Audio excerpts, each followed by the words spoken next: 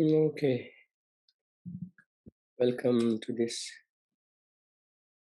this session.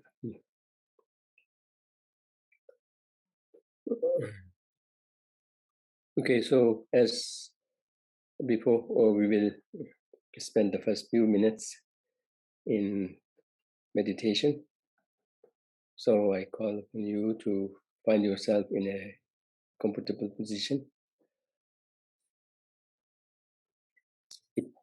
If it is convenient, try to have your backs upright, head slightly bent, but not too much.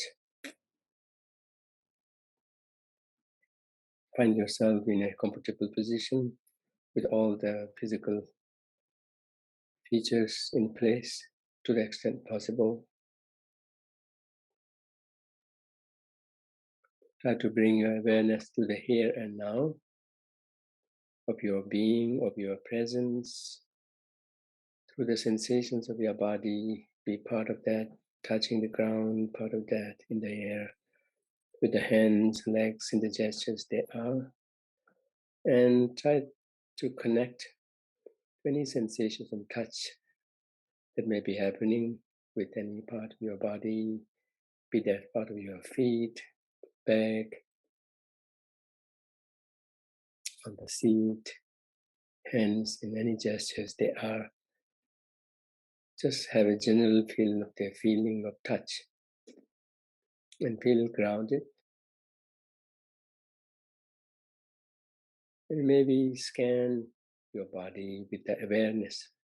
Bring your attention to the top of your head as though scanning. Bring the attention down slowly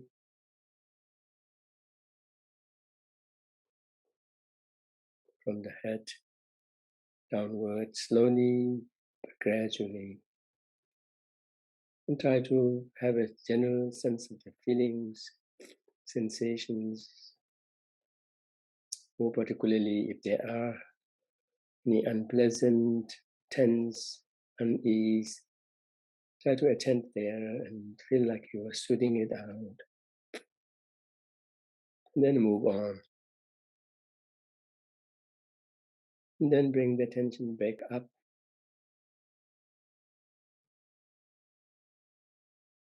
to the top of your head. And let go of that.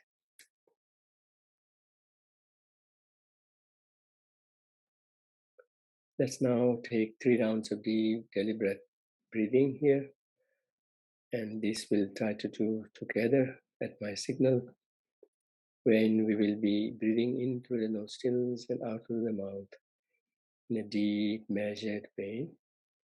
If needed, pausing in between the in-breath and the out-breath. And when we breathe in, try to breathe in fully, pausing a bit, and then letting it all out in a deliberate yet measured way. All through these 3 rounds, try to bring your attention to bear on the way you are breathing, as well as the sensations associated with it. But try to stay away from being judgmental or critical. Just merely feel the awareness.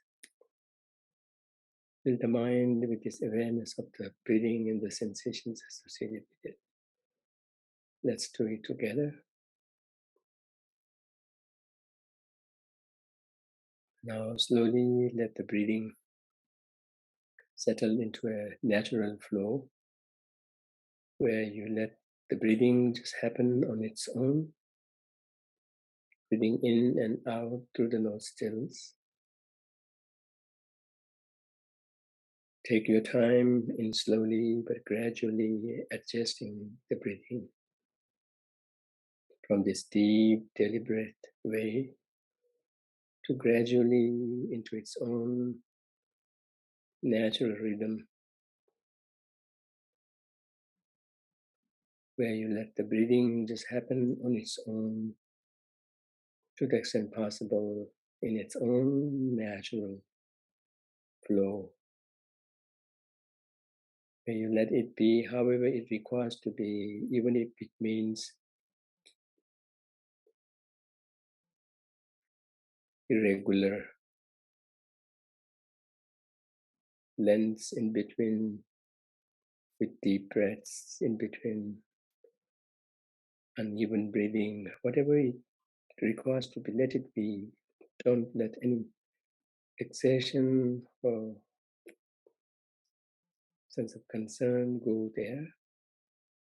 All we do is try to stay aware of the breathing. And in staying aware of the breathing, try to do so alertly, attentively, with some intentional focus on the breathing and the sensations associated with it. But striking a balance here between pushing too hard and being too careless. Just the right nudge of attention there, attuning one's attention on the breathing. And try to do this with a sense of delight in being with the breath in its own natural form, almost like looking forward to walking hand in hand with the natural breath. And all you care for is just be aware of that.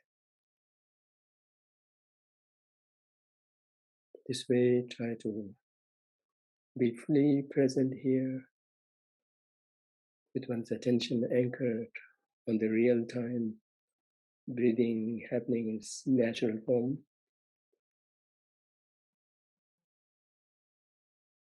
Without giving into any sense of judgment, criticism, worry over how one might be doing. Just be with the breath.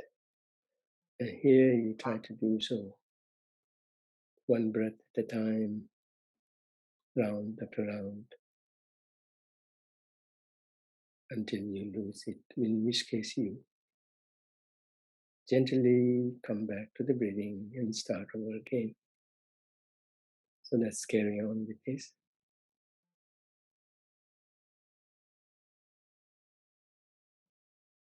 Let's take 2 rounds of deep, deliberate breathing here, like before, breathing in and out through the nostrils, but in a deep, deliberate measure as before. Coming back, let's once again settle into a natural rhythm, breathing in and out through the nostrils.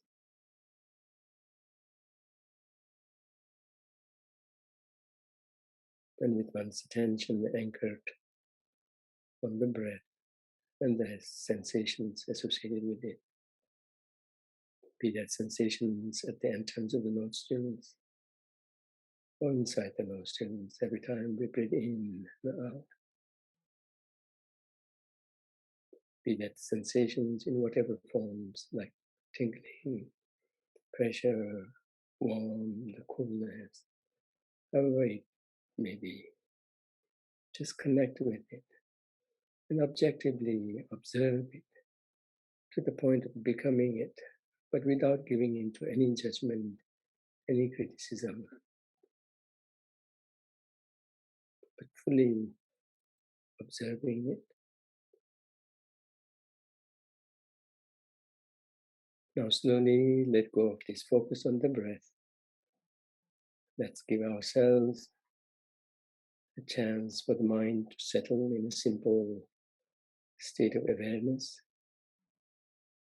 where you open your mind wide open, letting all thoughts, ideas, whatever, full freedom to exit or enter the mental space without any resistance, nor at the same time entertaining any particular thoughts.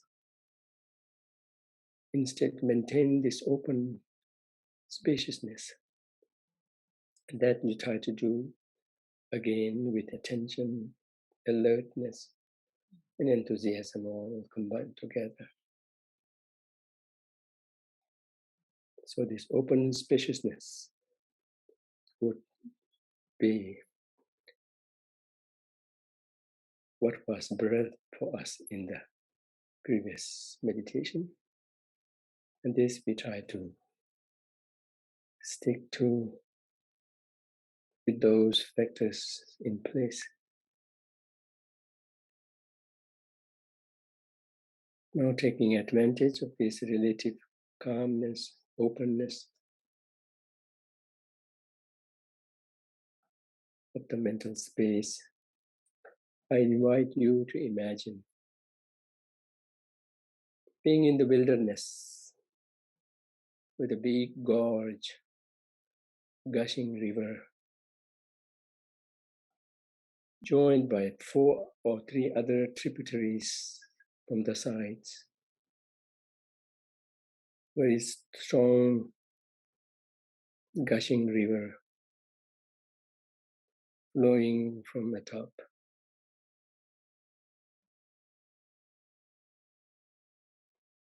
All of a sudden, you see a person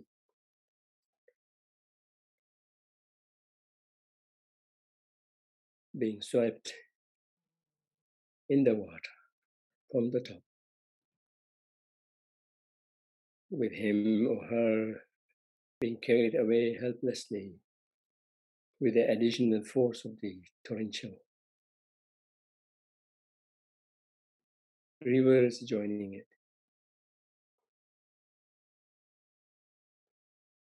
The person has his or her limbs tied, hands to the back, legs together.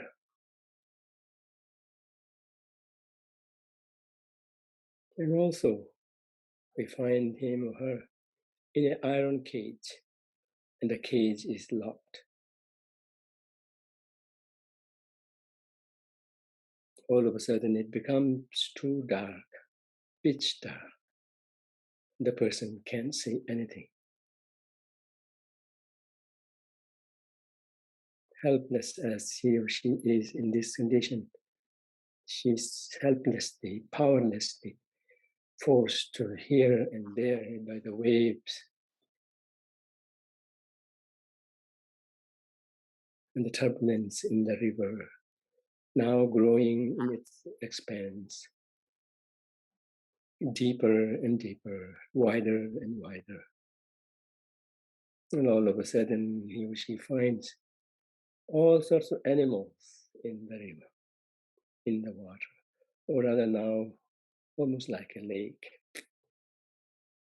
with its extent widening, ever widening, the hope of getting to the shore, dimming and dimming.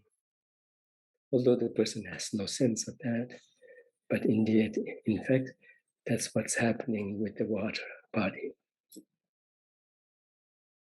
Despite being in the cage are open enough for the animals to get in, but small, narrow enough for the person to get through it. So the insects, the animals, bites against him or her. And there is no help around, helplessly being driven by the force of the river. And there is no end in when this will end, because the water keeps moving, going without any end. It just keeps rolling, keeps going.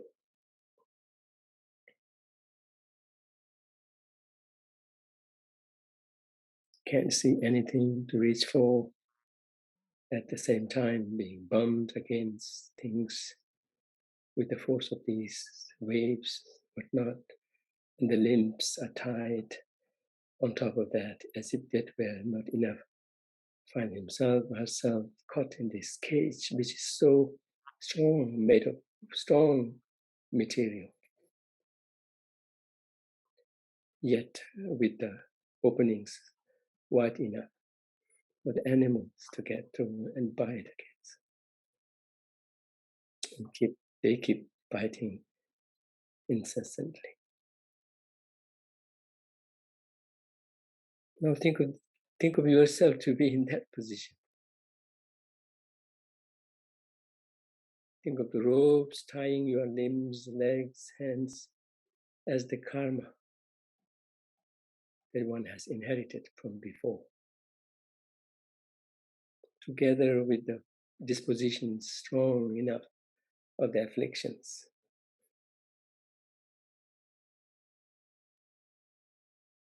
Afflictions of different kinds are like the water, the rivers, and the main water in the river with the force that they have, driving us hither and thither. And the iron cage, strong as it is, almost with no hope of ever breaking through, is the strong, self-grasping attitude, assisted by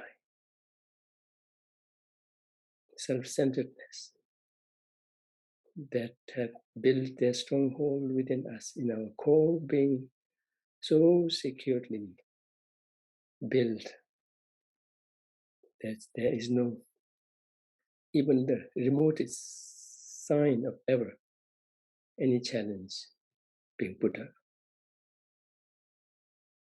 If at all, they are being upheld ever stronger and affirmed.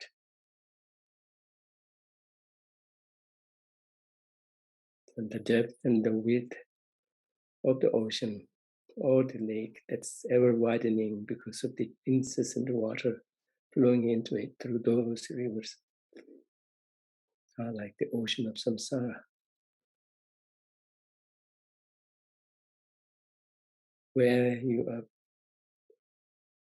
go through this topsy-turvy condition of being relatively free of any bites, any bumps, but soon afterwards being joined with it, being met with it, and there is no end.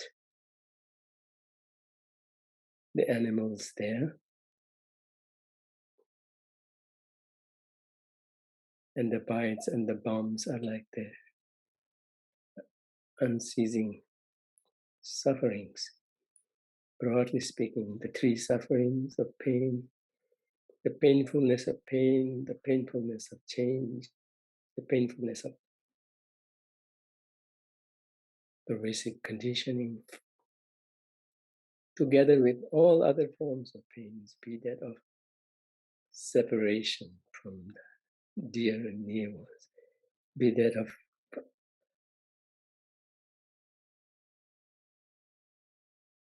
meeting with untoward situations as much as you do not want, be that of being lonely with no help in sight. All of the kinds of forms of sufferings. Despite your efforts, despite your urge in rolling here and there, trying as much hard to free your limbs and whatnot, there hardly is any chance, any hope.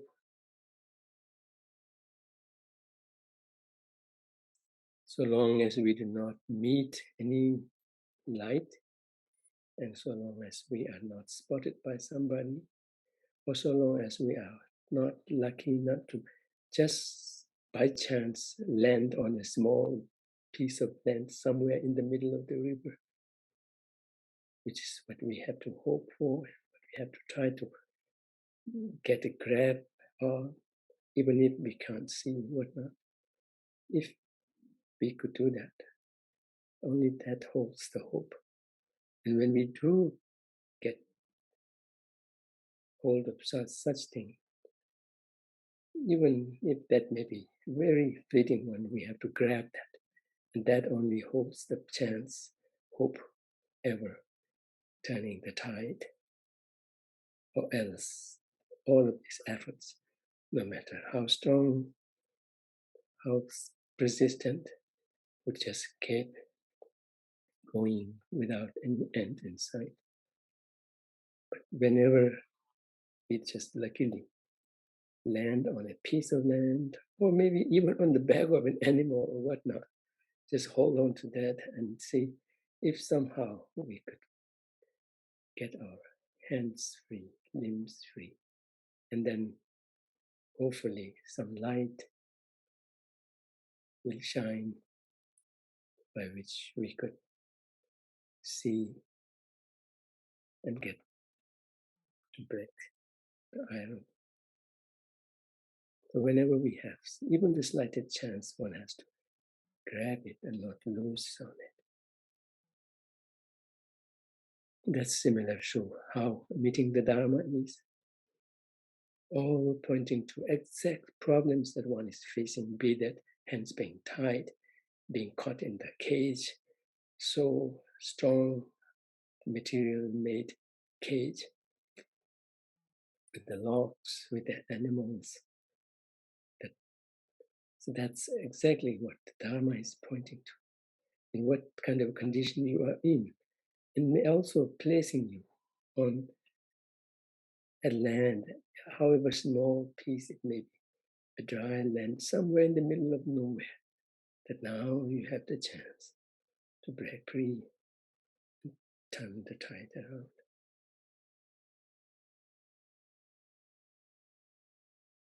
Without that, the same condition will just keep going on with no end, irrespective of how much you strive, put efforts, whatnot. Those would all go almost waste with no end in sight. Whereas as soon as you find yourself on a small land, dry land, or even, as I said, just luckily on the back of a big animal that just you happen to be safe on the back, just grab that opportunity in praying yourself.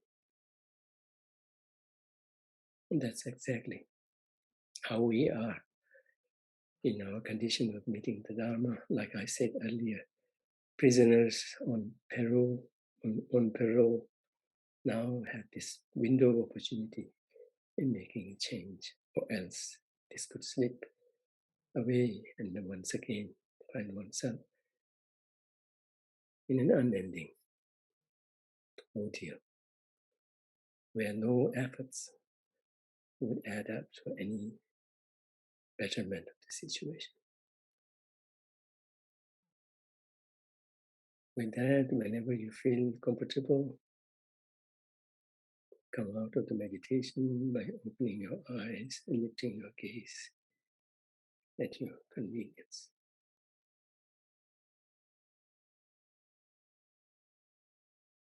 Yes, so now we begin from stanza 14.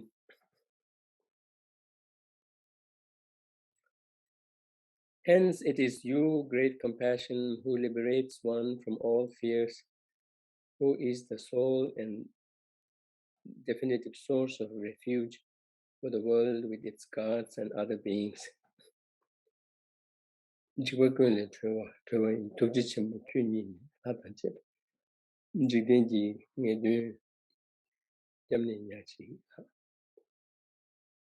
So here, the term jigba, which is translated here as fear, should not be taken literally, because in the way it is used here is kind of very comprehensive of all obstacles, all what do you call constraints that keeps one from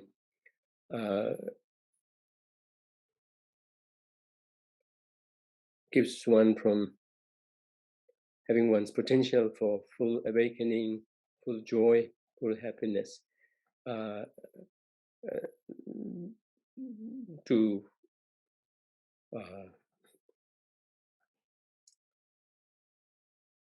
be fulfilled, to blossom. And so I think all of the weaknesses or all of the limitations, constraints are kind of put together as fears here. Of course, they can be related as fears in that they stand as obstacles on the way of realizing, on the way of unlocking the potentials for joy, and thus plunge us into the respective sufferings or whatnot, which are to be feared for, or which are to be feared at. And thus, those do constitute fears, but not to be taken as literally as we usually do. And as I kind of hinted at yesterday, also in response to query, this has to be seen from the Bodhisattva's perspective and has to be juxtaposed with what they see as the possibility, what they see as their goal of aspiration. So the bar is high, and thus in consideration of that, what constitutes fears or constraints would be also more inclusive.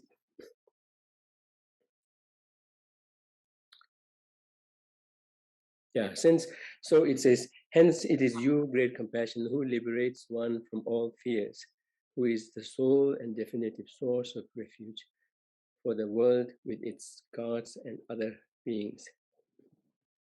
So this could be seen from so many different angles. From the angle of what drives bodhisattvas into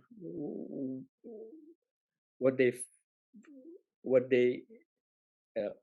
focus on, what they strive for, and what that striving leads to in the form of full awakening, and what does that mean to the individual person as well as to the rest of the entire sentient being without exception. So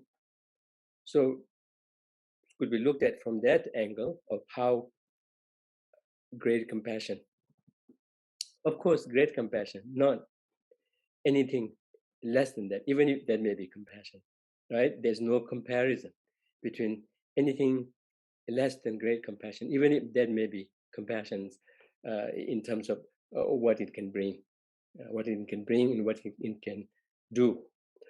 So this feature of freeing someone or kind of really opening up the prospect of freeing someone or all sentient beings from all of the fears, all of the points of concern and constraints is kind of exclusive to great compassion.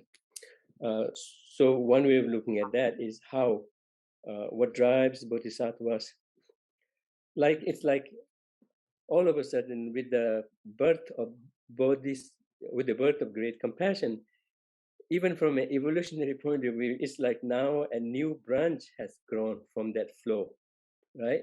A new species has begun to grow from the point one has generated great compassion, right? So it's like a new evolutionary branch that has been coming all along. All of a sudden, there's this new branching up into this new species of bodhisattvas with all of its perspectives, motivation, goal, and everything kind of really taking a different scaled up shape. And then what entails both in terms of the practices in between, in the form of the six perfections. In many texts, they are referred to as the beautiful conducts of the bodhisattvas. They indeed are. It is so beautiful what great compassion giving rise to bodhicitta, complemented by the wisdom, all together can really bring up in terms of how they conduct themselves in relation to themselves, in relation to others, and how they conduct themselves in that creative flexibility in any situation, and everything they do out of that kind of a wealth of emotion, insight, skillfulness. It's beautiful. So the conducts of the bodhisattvas in their in their dealing with the situations through the six perfections, with all of that creativity, flexibility, is so aptly called beautiful. Beautiful. And then that beauty leads to even a greater beauty of a full awakening, where all of the potentials of one's positivity is kind of fully awakened, leaving nothing to chance, leaving nothing to potential anymore, but fully realized, right? And thus, not only the individual person, you know, in that practice finds himself or herself completely free from any fears and whatnot, but that person also holds the hope for such a possibility for every sentient being without exception. And that person, given his level of all of those perfections having perfected now, the practices of perfections have now reached perfection. Now they are indeed perfected elements themselves, not something leading to perfection and yet to become perfect, but they have been fully perfected. And thus that holds the greatest hope for every sentient being, provided they can connect with it. There are references to sentient beings with no protector, protectorless sentient beings, but not. I sometimes question it. How come there is Buddha? Even one Buddha can be enough for there to be a protector. We become protectorless so long as we care to turn away from it. That's the reason why it has been. And on top of turning away from it, we kind of really, turn against it, not just away from it, but against it, in terms of what we indulge in, what we believe in, what we trust in, right? What we confide in, blindly, ignorantly, delusionally, all of those. And that's the reason why sentient beings are protectorless, but not those who care to listen and practice and find themselves benefiting from it, affirming the truth of the practice.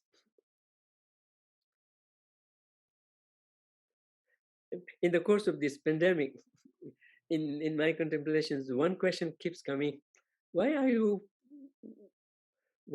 you need to work for Buddhahood? Because there are Buddhas, and not just one. Even one would be enough.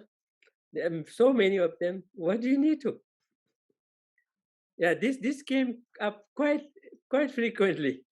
I had to come up with something to convince myself to keep on going, rather than leave it at this. Okay, now I don't need. There are so many Buddhas there. Each one of is equally capable of all of the Buddhas combined together. So there's no need for me to work. But if I don't work, I will be left out. I would not be. My situation uh, will not improve. And then, if I could improve, if I could be different, even a little more than what I already am, oh, my prospect of helping people is improved. There is no question about it. So helping, benefiting each other, helping each other is a two-way traffic. And so for clapping, we need two hands. One hand cannot clap, no matter how strong, well-built it may be. There has to be another hand kind of coming to it when called for. Only then there will be a clapping hand, right? So is the case here with all of the causality and whatnot. Causes and conditions need to meet. And in the case of the sentient beings, there has to be kind of a connection. And then, as I use this metaphor, it's like the it's like the sunshine, or it's like the power lines. It's already there. We just have to reach and plug, and plug in. If we don't, then we won't get the electricity. Like if we don't turn our face to the sun, then we wouldn't feel the sunshine. If we kind of instead kind of turn away from it, then that's our fault. So likewise is the case with us. If we ourselves do not make the efforts, Buddhas being around and always caring, etc., will not be enough. So I was convincing myself that I need to do something. Yes, Buddhas are there; they're all capable and fully caring, whatnot. But I have to connect with that. I have to do something. If I do, and my situation will improve. There is no doubt about it. If I do that, then to those that I have connection, that those who uh, kind of feel comfortable in connecting, in listening, in checking, and sharing, whatnot, those will be benefited. Uh, like like like like it's like it's like their inclination, their uh, trust, or their feeling at ease is not towards everyone. And so that's how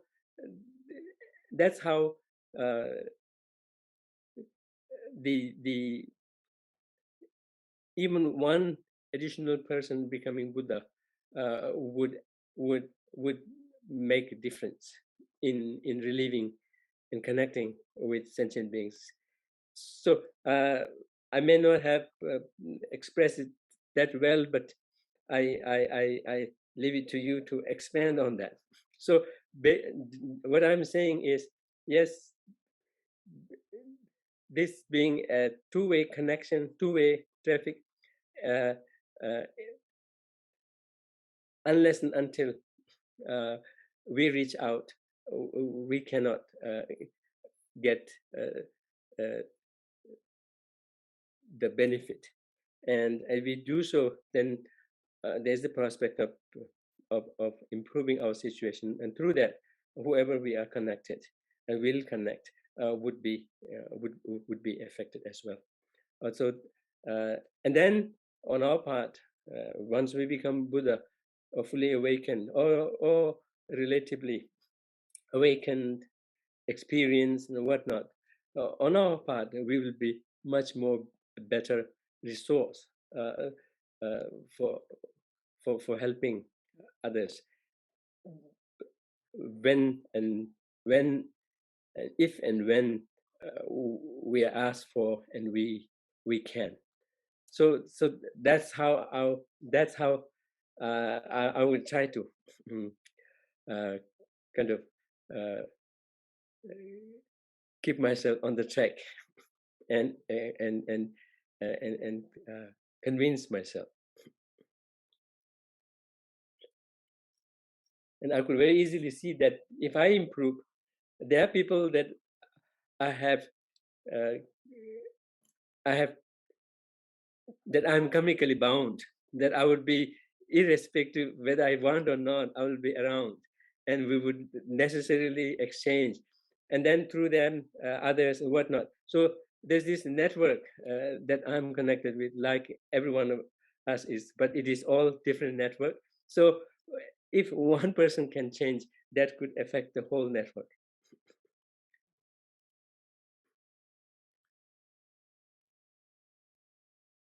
And then on the part of oneself, with whatever effort we kind of connect with Dharma and begin to imbibe even a very little benefit, very little training, or very little practice, beginning with restraint against harming, and from that kind of opening our heart in how then best to deal with the situations, whatnot. Then on our part also, compassion, let alone great compassion, but compassion at any level of dose is always going to be beneficial. Beneficial in making us more smart, more creative, more flexible, more tolerant, more understanding, and more resourceful in dealing with the situation. I think I related this to you. I don't know if you remember, when I was in Varanasi, I was an ad hoc teacher, and not that I was in any financial problem, but there were others in the ad hoc community that were kind of feeling the pinch of the salaries being not raised. So they were kind of rallying all of us into kind of making ourselves heard. And somehow it evolved to kind of protesting by not taking classes, by not giving classes, because in a way that would really hurt very strongly, because despite being ad hoc, the teaching weight was on us, because others were what do you call, fully what do you call that? You call that yeah, here you call it fully tenured, and it's fully secured, and they have all of these facilities of what sabbatical leave, this leave, that leave, whatnot, and that's what they were doing, and the onus of teaching was really falling on the ad hoc. So we realized that, and we said, okay, we will not teach, and that will send a strong idea.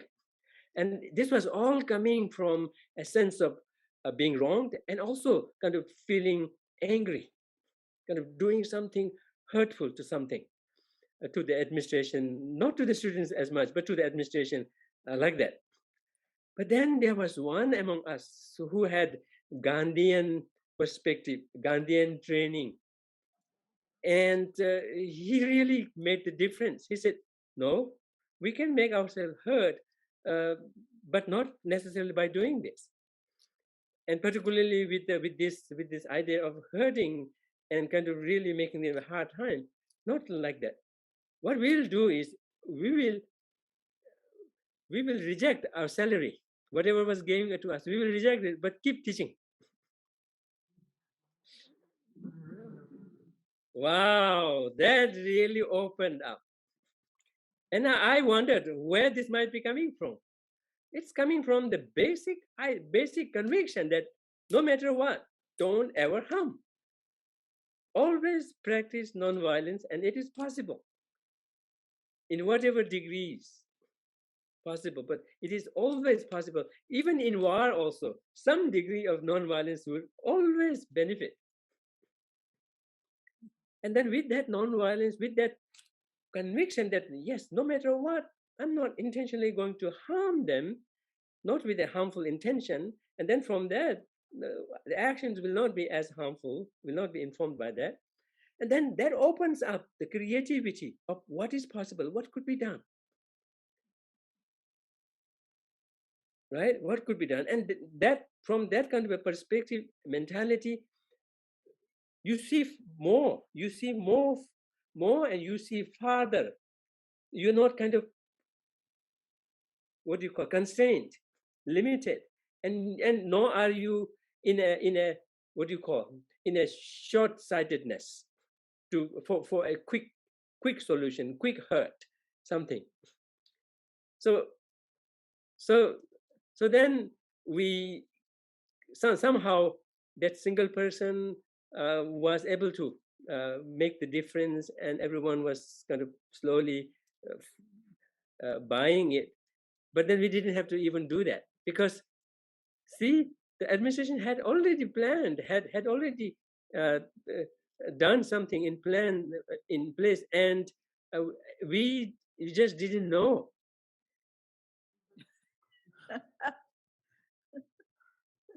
So with that kind of a heartful feeling, and of course with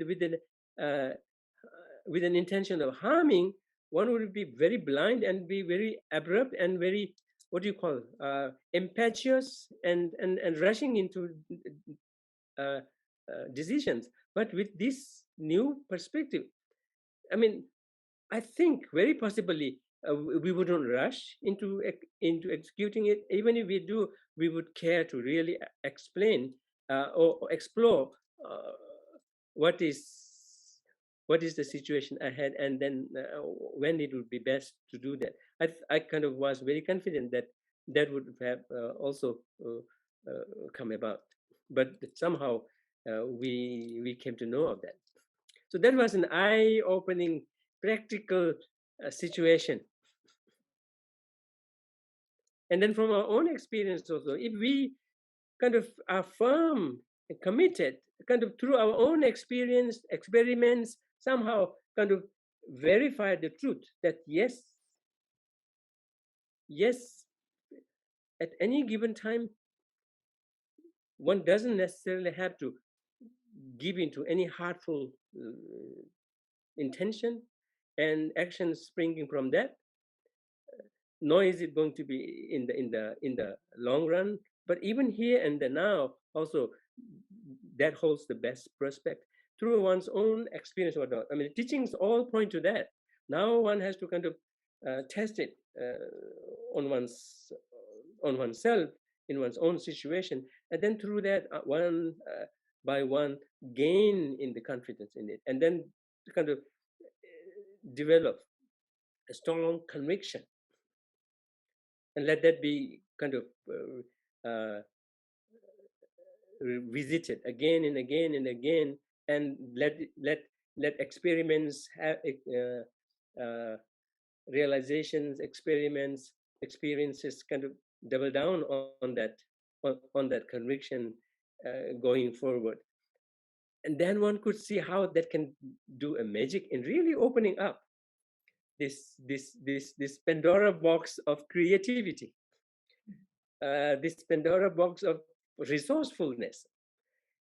Like all of a sudden, the mindfulness toolbox will be filled with so many new designed tools there that could fit in so many different situations.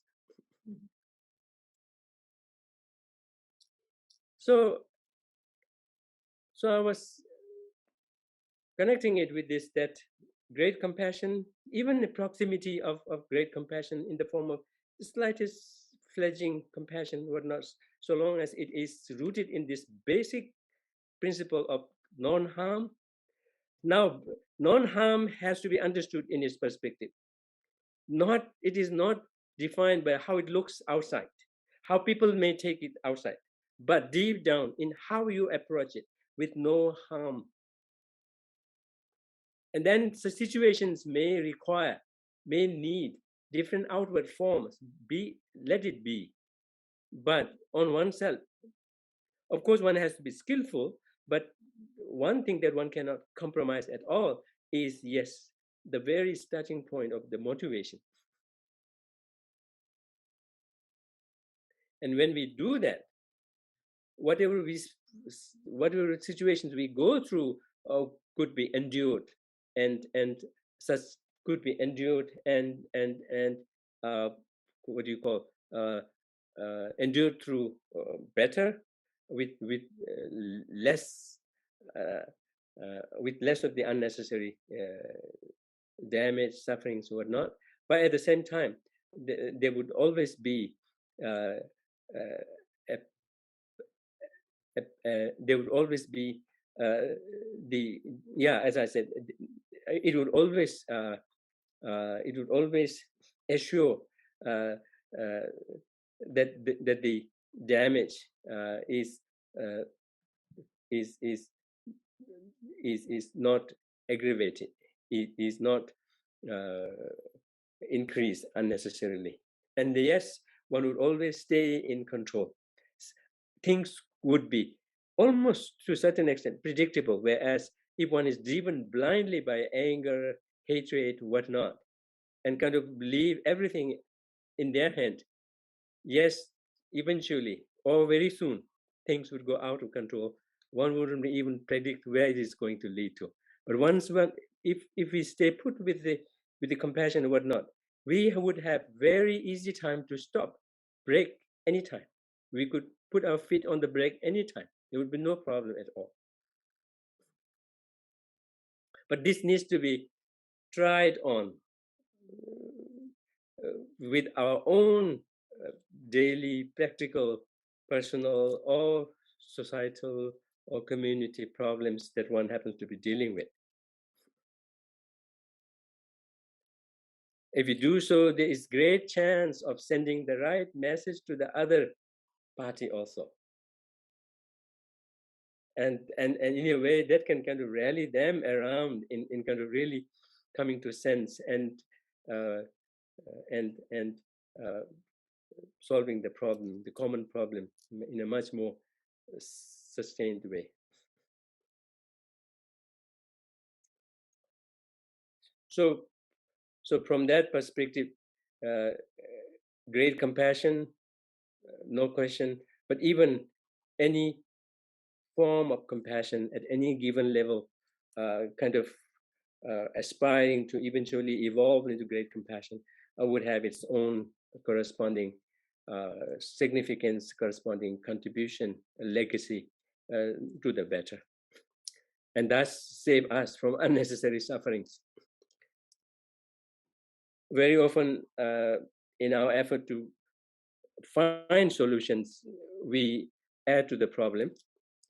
Very often, we ourselves become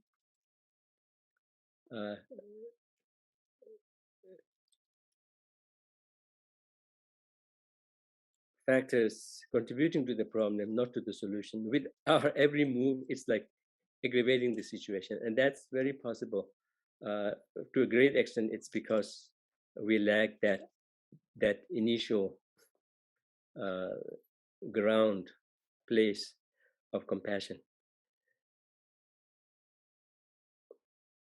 Compassion to be understood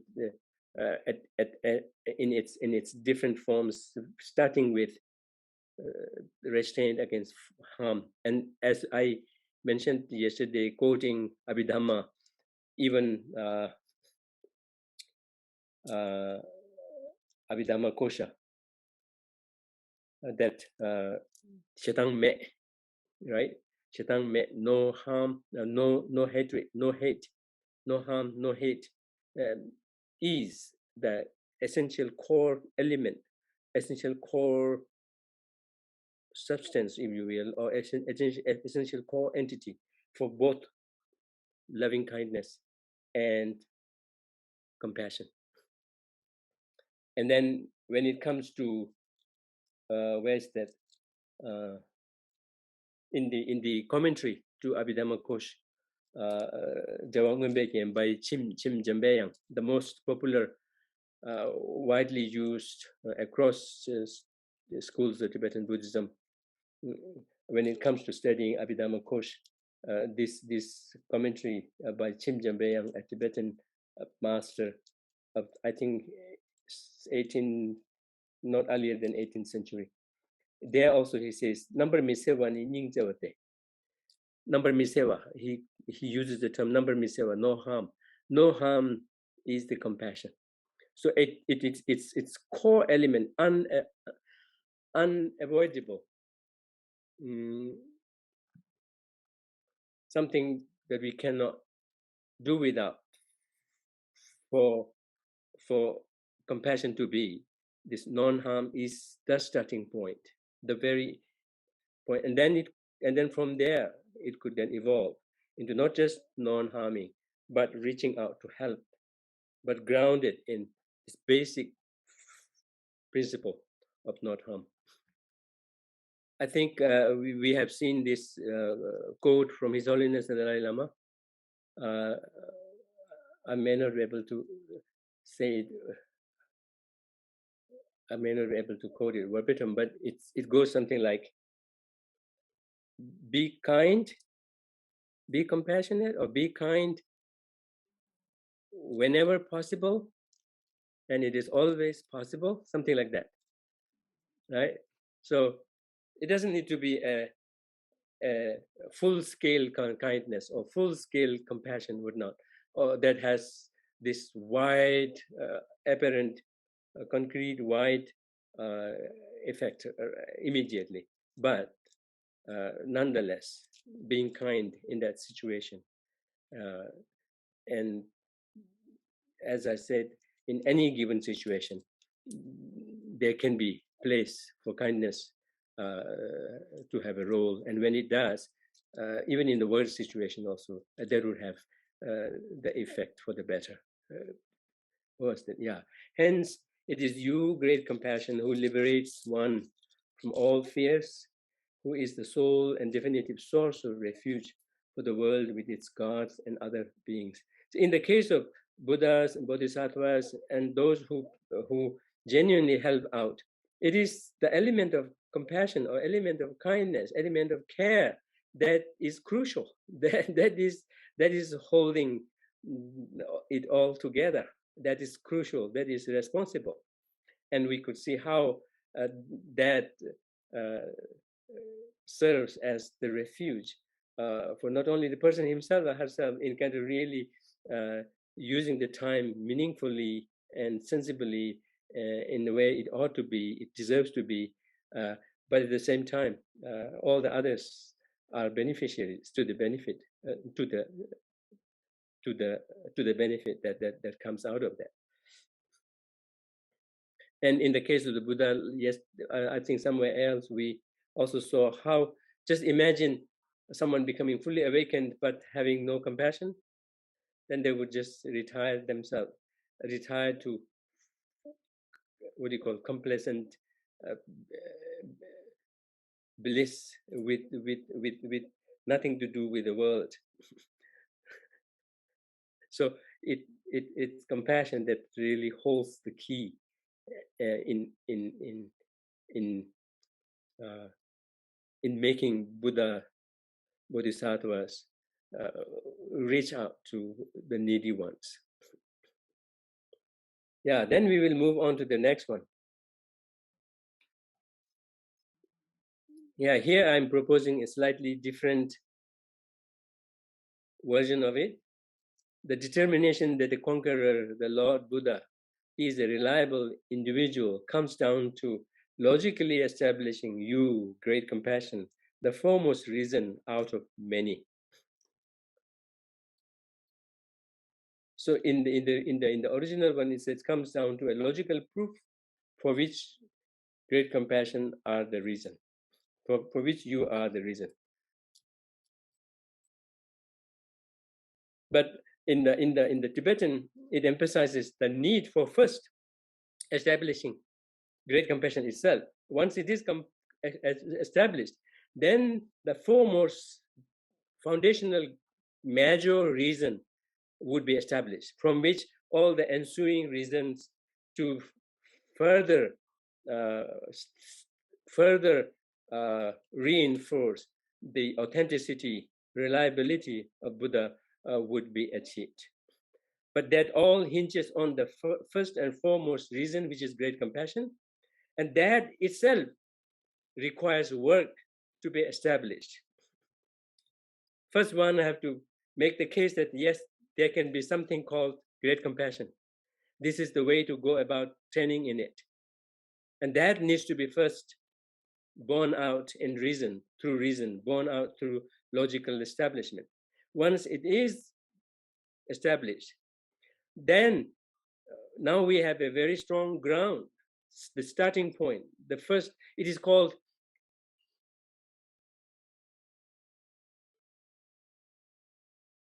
Samjor Punso Tangbul Tubje Temba, Tangbul Tubje. First proof, first reason towards this project of establishing the reliability, Buddha being a reliable in the sense, reliable in a very specific sense, reliable, someone who could be fully relied on, fully trusted when it comes to ways out of our suffering, including not just achieving a better rebirth, a better future in the immediate, and not only including individual liberation, but achieving full awakening like he himself did. No one can be trusted more than the Buddha. So reliability on that sense. And this is very crucial if we could kind of run ourselves through that logic, through that thread of logic, all the way to the, to the conceptual understanding of the possibility of it, conceptual understanding of its culmination in how, yes, definitely, he is ultimately that reliable, he's that trustworthy, is very crucial in our own daily practice also.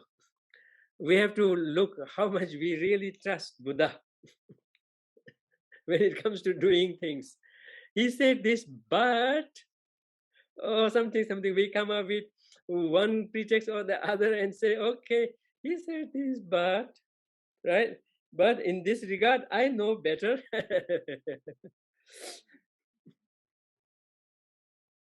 Whereas if we were to listen to someone who does more divination, I don't know here in the West as much, but in the Tibetan community, although I'm not so sure at this point as much, but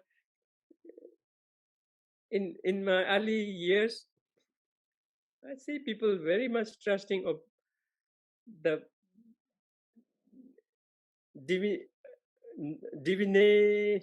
What do you call it? Divinators? Pardon? Yeah. Mo. Yeah, more. Not more. In that case, mopa. Person who carries out more. Those are called mopa.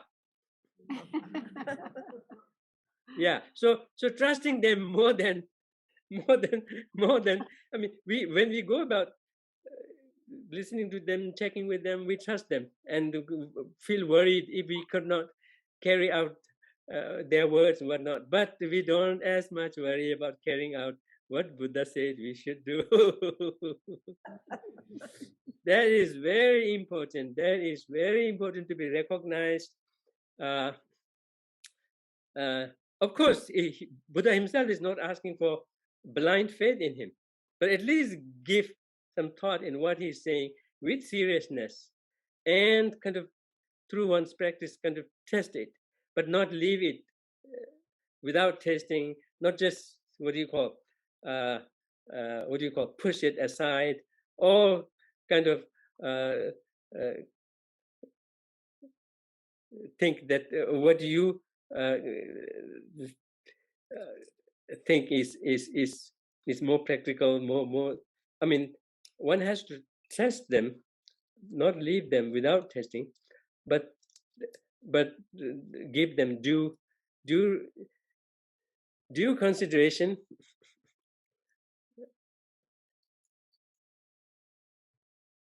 And that will grow as we do the experiment again and again and again and again, right?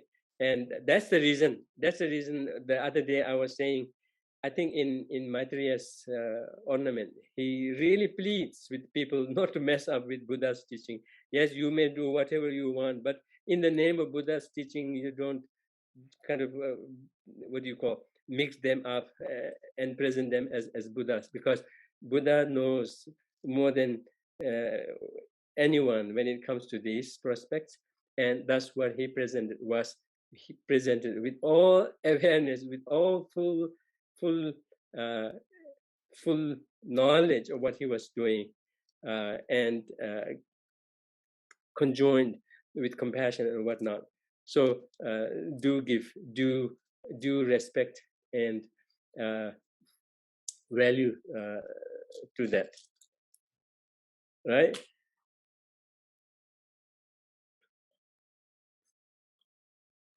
So this particular stanza, as you have also studied this text from Geshe Tapkela, you're very fortunate to have you finished on this second chapter? No, not yet. I see. But you have had we have had already two sessions, right? 2 years. More than that, Geshe, where he's teaching us starting next week for over a week on chapter 2 still. Oh, that's wonderful. Finish this year, so. Oh, that's wonderful. That's wonderful. Yeah, this is amazing. This chapter 2 is a thesis. I want to call it a thesis. It's a thesis that Dharmakirti wrote based on just 2 lines of Dignak's homage verse. That's just 2 lines there, and he expanded it into this beautiful, beautiful exegesis, beautiful presentation. And yeah, I recall very clearly going through that text. Oh, like every step, kind of he puts a logical reason in understanding the process of the path, because the whole enterprise involves how Buddha proceeded on the path to becoming fully awakened. So that meant, what are the causes? What are the paths, right? What are the paths that one could take, or Buddha took, to become fully awakened? How those steps kind of total up to such a possibility. And that way, seeing what leads to what in terms of a causal relation. And then the reasoning is kind of run backward, run in a reverse order,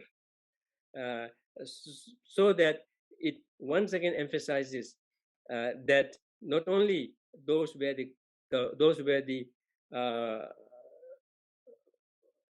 steps that he took in order to reach the state of reliability that we are trying to establish, but if we run them in a reverse order, we can begin to see how his reliability can be established through logic.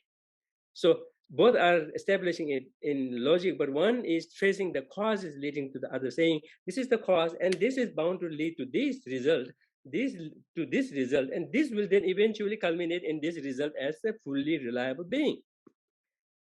And then you kind of bring the reasoning back in a reverse way, saying he's reliable because of this having preceded, so kind of not moving in the causal relationship, causal order of what led to another, but what can be affirmed through logic in terms of what could have preceded it. So that was so. I may not be able to convey it well, but you already know, get the sense from those classes what I'm talking about. So that's what the whole chapter does. So half of that is dealing with the causal steps to becoming a Buddha. The next step is kind of logically establishing the necessity of what it takes for something to happen, what it takes for something to happen, and that way, if that's happened, what does it take, and kind of logical. And that's how in the course of doing so, it involves dealing with topics like Four Noble Truths, the 16 aspects of them, and all of those elements that are part and parcel of the process of becoming a Buddha, and all of those topics are treated not by way of saying this should be this because this is what Buddha says, right? Not based on scriptural authority, but through logic. And it is so beautiful. But then all of this hinges on first establishing whether there can be something called great compassion, the way we are defining it Is it possible? Is it just a concept? Is it just an ideal, imagined concept, notion? But is it possible? So that's what the author is saying, that it ultimately comes down to establishing you, great compassion. Everything hinges on you, and you are the foremost reason of the many involved in it. But it hinges on first establishing you. You hold the key, right? So you may wonder what may involve in establishing great compassion. One, because we are right now speaking of training through lives, not just in one life, but training through lives. So in that respect, life after and life before has to be established. And then that compassion can be trained in such a way that it could develop infinitely. Infinitely in the sense that it can be developed limitlessly. We do not have, that it doesn't have to be constrained by a limit and saying, now it is off limit, off, what is that? Yeah, beyond this level, it can't grow. Or can it grow infinitely? So those need to be established. That's exactly what he's saying, that logically establish the possibility of great compassion in the first place. And then from among the major reasons, you are the foremost reason. But until we establish you, that is a stumbling block. So great compassion, not just compassion, but great compassion, is the among the, I think, four major reasons. The first one. So establishing how Buddha started in terms of what led to the progression, eventually to the culmination of a fully awakened being that we can totally rely on. There could be so many. The process could be stretched to cover so many things, but it kind of talks of four major steps, if you will, of which the first one is great compassion. But to get to great compassion itself is a long shot. Long. Okay. So, pardon? Long haul. Long haul? Okay. So first we have to know that compassion can be trained to grow more and more and more.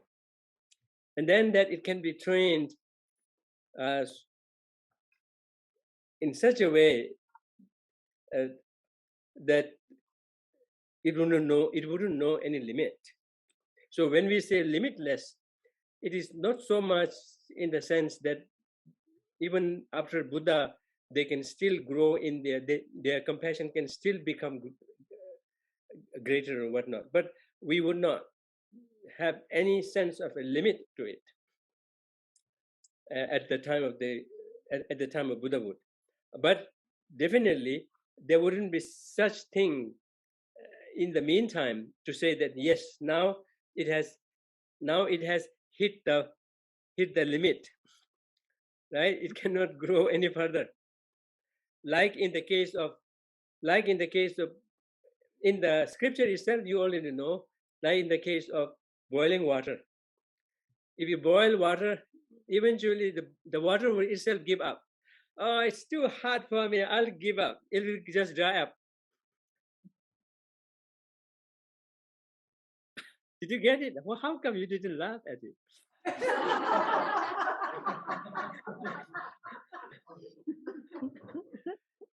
That's not fair. Be generous. Be generous in your laughter. It's good for your health also, and it's good for me.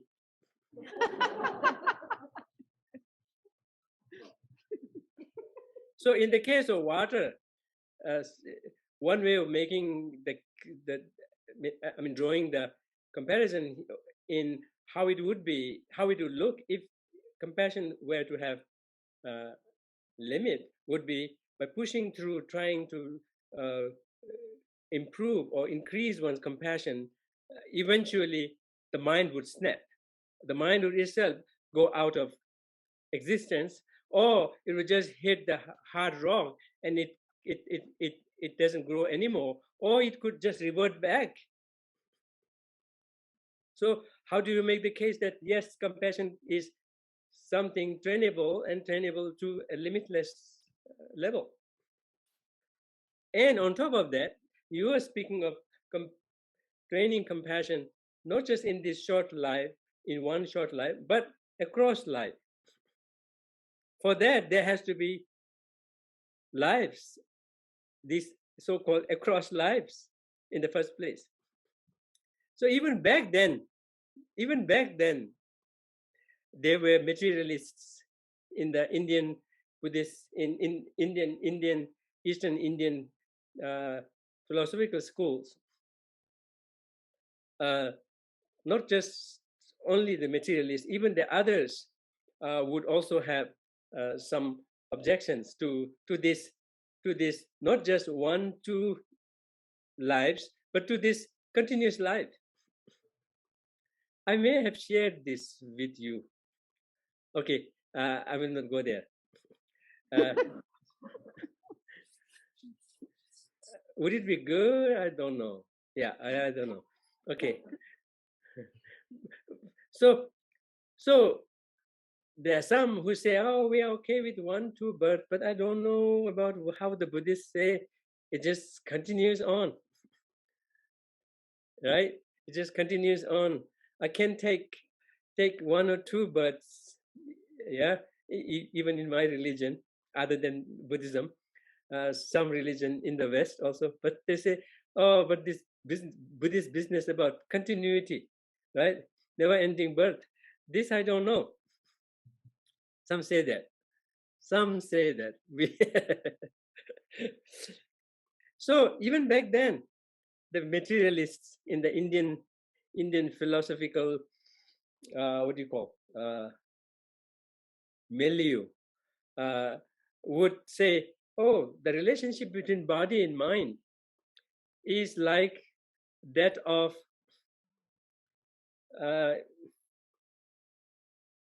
let me look, is like that of the relationship between, let's say, sugar or molasses and its sweetness. The sweetness is like the mind, and the molasses is like the body. It's totally dependent on the molasses. If the molasses is not there, then the sweetness is gone. It's quality. Likewise, mind is like that, right?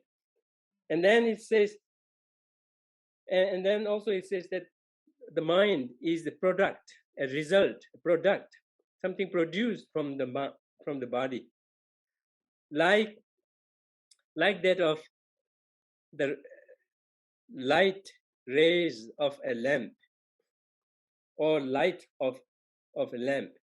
So from Buddhist perspective, we say lamp and the lamp's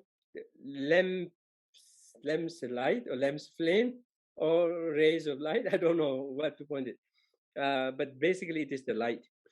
So we say they are causally related. The lamp is the cause, although the period between the lamp and and when the light comes is very short, but nonetheless there is a sequence there. So, but then if the lamp is not there, the light cannot be there at all, right? It will be just gone. So likewise, they see the relationship between body and mind like that. And then they say it's very similar to the relationship between beer and its intoxicating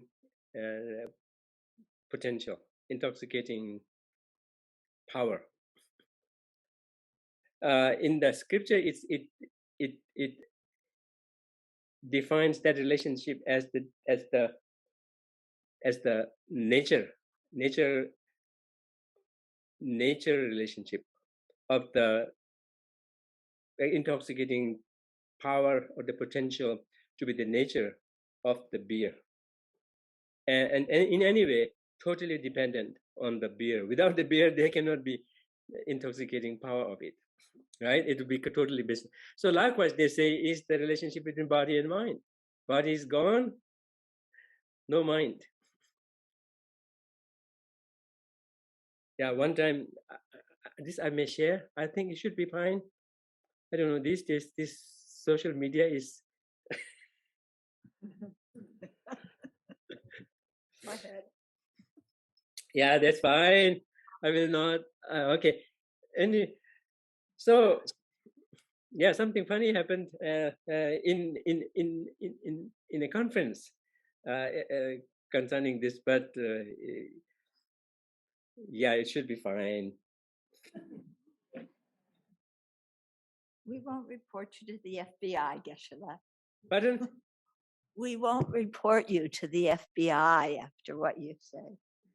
No, not of that nature. I'm just concerned about hurting some people's feelings unnecessarily. Although in none of these things I'm calling them by name at all. That's not my business. But anyway, so they present it, and it's quite similar to what the neuroscientists say. I mean, except they kind of focus more on brain and say it's property of the brain. It is the synaptic connections that somehow produce it, but in terms of how, there's still no clear path there, right? In the words of Richie Davidson, which I'm confident he wouldn't mind at all being called by name, and I've also quoted him in one of my presentations, and that got entered into an article also printed by Mind and Life. He says, when these come together, mind just pops out. But how? It just pops out. But how? I don't know. It does. It just pops out. Okay, so that's how best it gets at the present. So they say that is the way the relation body and mind are related, and that's why there is let alone training in compassion to great compassion, to the level of great compassion in many lives. There is not even a second life. That's it. You just have one chance. Yeah, right. So they say that. So what it meant by coming down to logically establishing great compassion involves establishing life after and life before. That's one. And then through reasonings, not by saying, oh, this person remembered this life, this person, not on that line. Of course, in that respect, there is abundance of evidence, not just from past, but even today, to this very day. And even in the words of scientifically solid based individuals who have now ventured into experiment in this field of what they call paranormal or something, that they have very what do you call, riveting things to say, very telling things to say. I think I quoted it. I don't have it verbatim here, but I quoted, who was that? Jim Tucker, who is carrying on the legacy of the late Ian Stevenson. Jim Tucker together with Bruce Grayson. Yeah, Jim Tucker particularly went on record in saying that, now I don't have the quote right here, I didn't prepare it. He says that there is this mind peace, right? There is this mind peace, P-I-E-C-E. There's this mind peace that goes beyond this life, right? So, and he says that by saying, I'm convinced through his own researches. He said, I'm convinced. Maybe I'll pull it up tomorrow and then I'll show it to you. That's so he says it to the effect that he is convinced that that there is much more to life than just everything body and body related, and there is this mind peace that goes beyond. And he says this, I mean, from his own researches, despite the risk of being ridiculed, being even thrown away from the scientific community, and etc. But he has this confidence based on his own years and years of research. And there are abundance of evidence of people remembering past lives, right? But here in the scripture, it is not relying on those stories. It's not relying on those, what do you call, anecdotes, right? Not those, which nonetheless are abundant, in abundance, and not just confined to one culture or the culture believing in such things, but across board. I mean, I don't need to dwell on that much. There are plenty of reliable resources on this, all right, including the one, including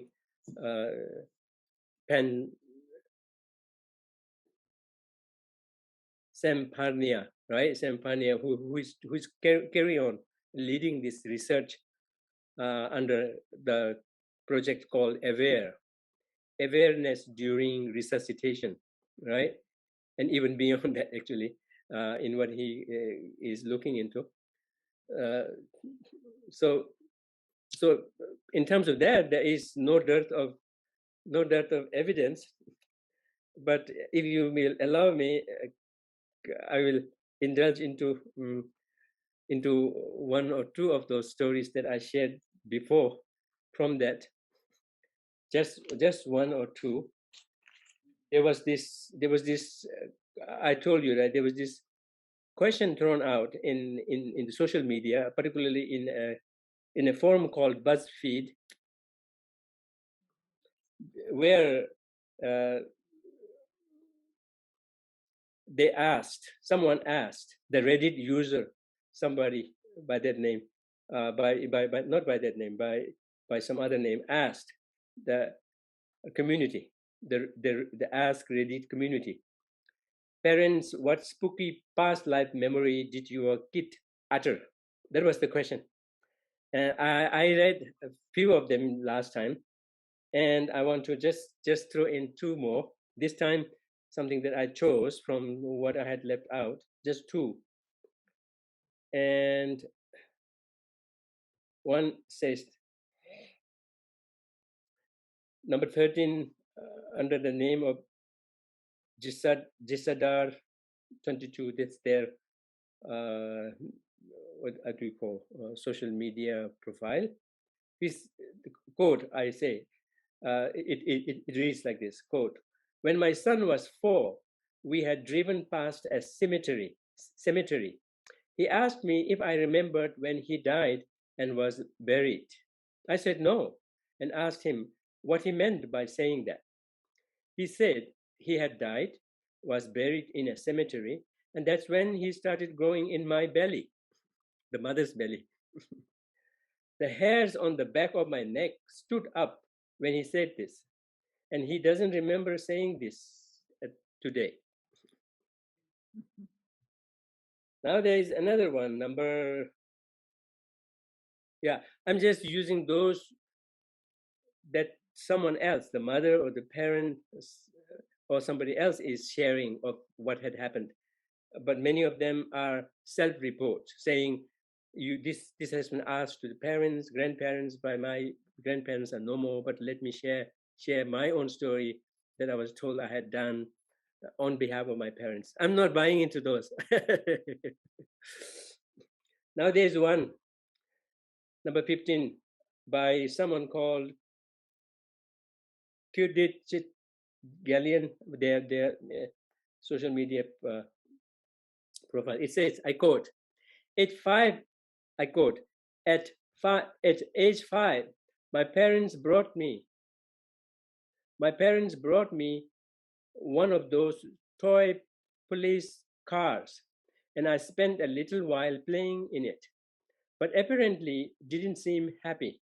My parents asked why I didn't seem to be liking it, and I apparently told them I didn't like it because I remember being stabbed inside a car like this before I came here. I said my skin was black then, though. Right now he may be a white guy, right? They said they were a bit taken aback by this and just didn't speak anymore about it. Of course, this is a self-report, but there is a confirmation here. This is by the parent. I take it, quote, I take it from how they speak about it that to them this seemed pretty weird, and I understand that because it makes me feel weird as well. Out of curiosity, okay, maybe this is the same person himself saying, but there is some confirmation here.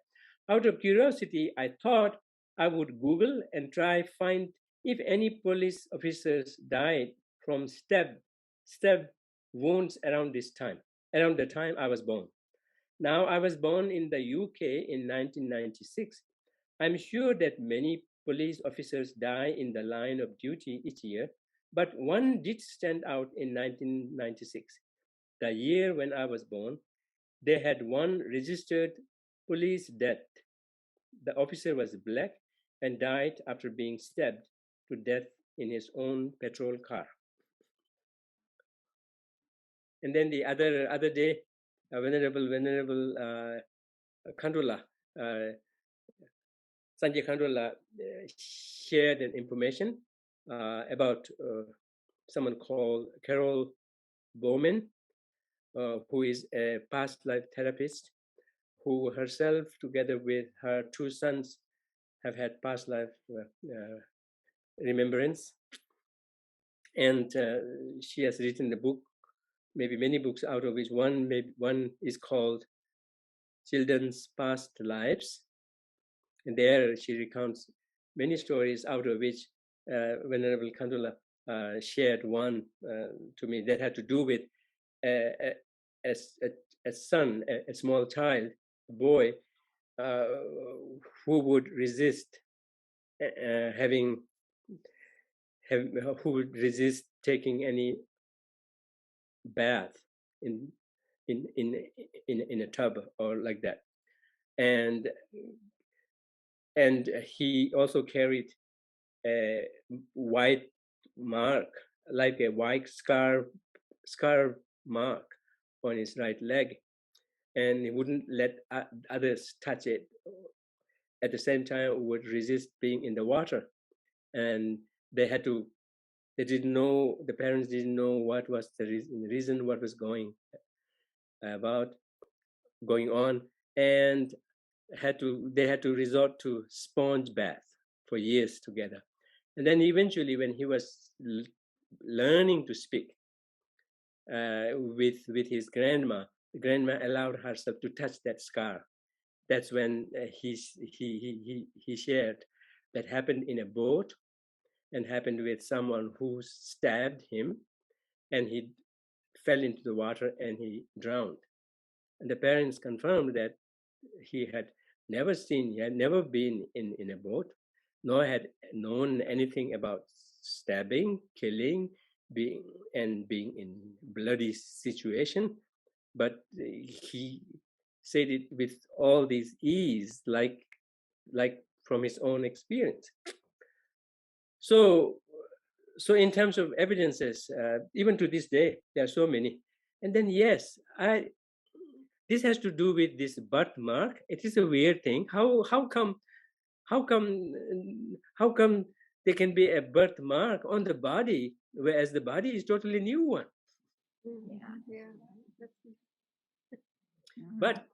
But even in the work of Ian Stevenson, he did work on birthmark, and many have been verified from the records, medical records.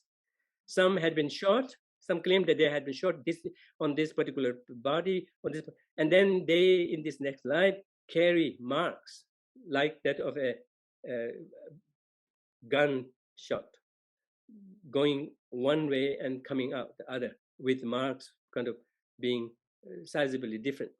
And they, in many cases, they verified the medical records of who they claim to be and how they die with where the shots were, etc. tallied it. But interestingly, even historically, in the text it says, even historically,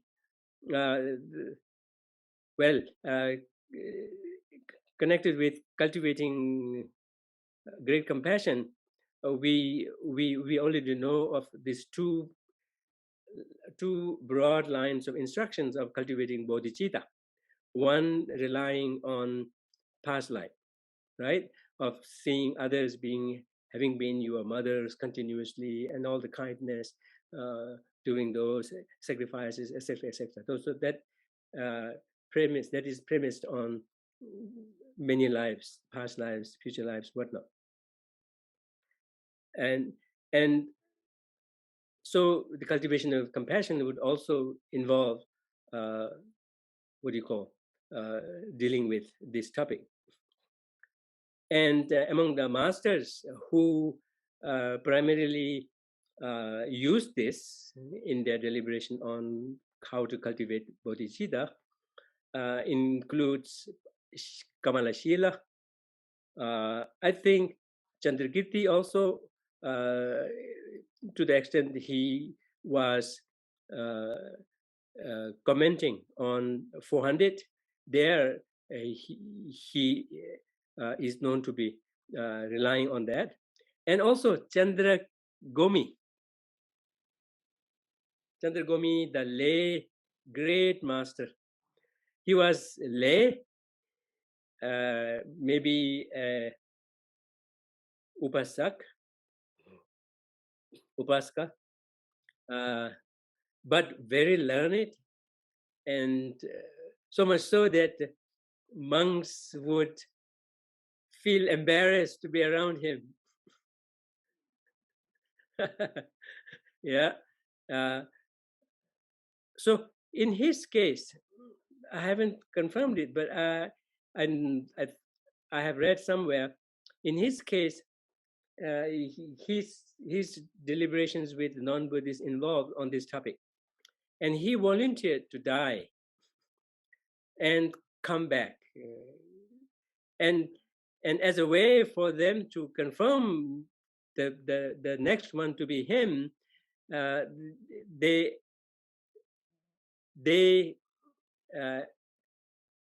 agreed in marking some part of his body with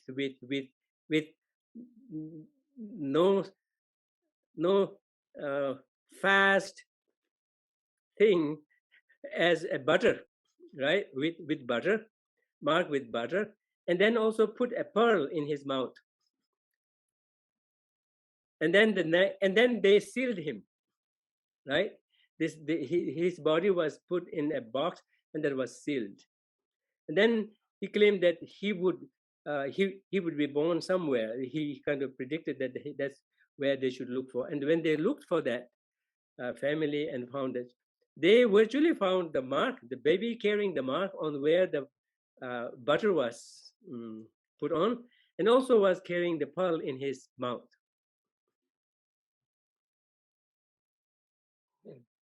But this goes a little far, right? But we are talking of mind being the medium by which the if you will, transition or whatever happens, not any of the gross body, but of the mind. But but remember, the working of causality as well as of dependent origination is not always that obvious and not always that intelligible and intellectually understandable. Even in the scientific community, they speak of this. What is that?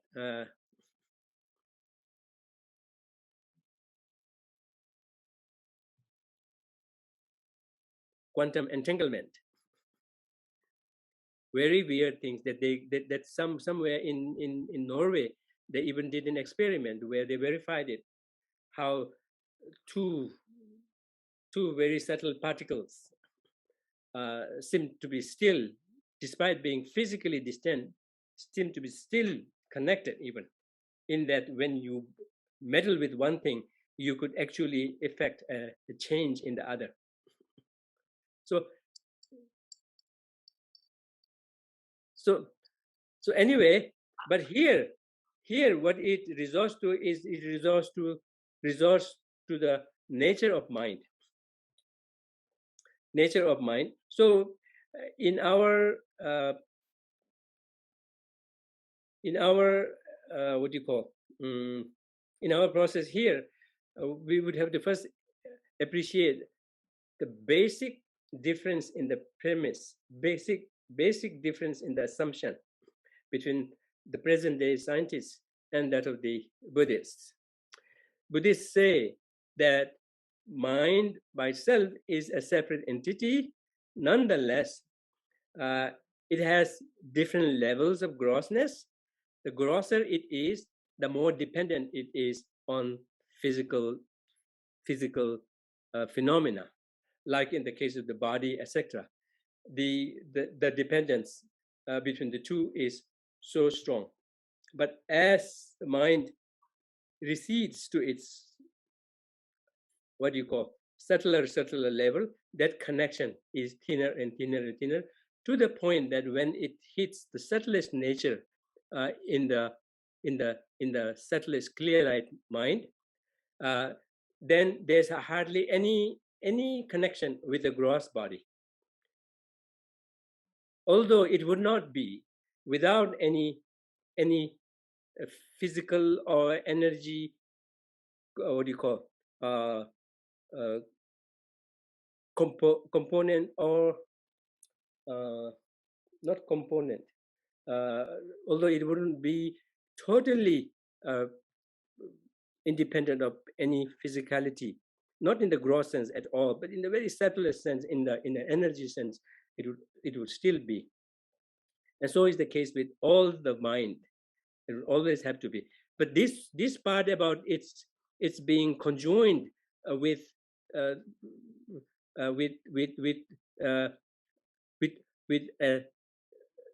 some kind of a physicality, some kind of an energy, is not something appreciated, not something discussed or even conceived in any of the sutra context of Buddhism, and let alone in there, even in the first three classes of Tantra, even the only mention you find is in the highest Yoga Tantra, which is considered to be the highest authority in when it comes to what Buddhists ultimately stand by. All the others are propositions to kind of deal with our level of comprehension, and but nonetheless, they also say that at the grosser levels, the dependence between the two is very strong, and that they can affect each other. But then the subtler it goes, the dependency wears off. And then the subtlest, although in the other schools, they kind of throw a general idea of how transition or how past life and next life happens, but do not have the nitty-gritty detail of the mechanism. And that's how in Buddhism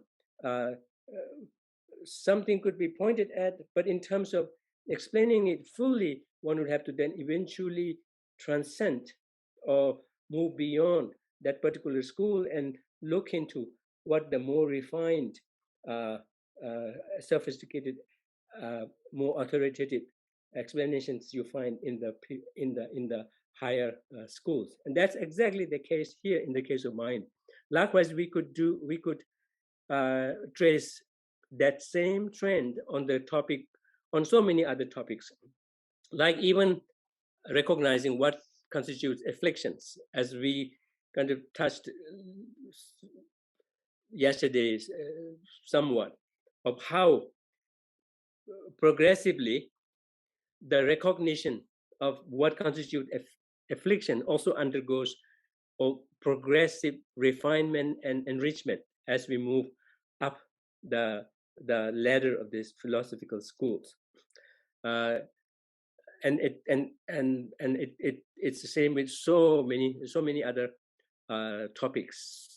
So I usually take this opportunity whenever I happen to be dealing with this topic in reminding people that when it comes to looking for Buddhist position on particular things, be aware that there already is inbuilt disparity in the different schools in Buddhism, and they have to be understood not as what do you call as not as equal partners in this in this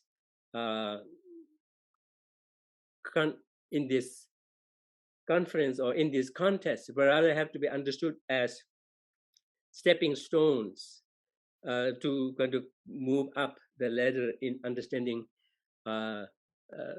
the final intent, if you will, of the Buddha on any particular take.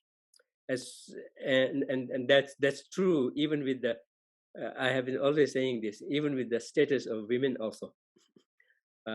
So everything has to be approached with that awareness and try to see, at the very least, see what is the take of the Vaibhashikas, the Sautantrikas, the Chittamata, and the Madhyamikas. And if the Madhyamikas in the Sutra level, and if at all there is even a slightly more refined or different take in the Tantra, and within that of those schools, of those classes, and what ultimately is the position of the highest Yoga Tantra, like that. So there may be times when they may share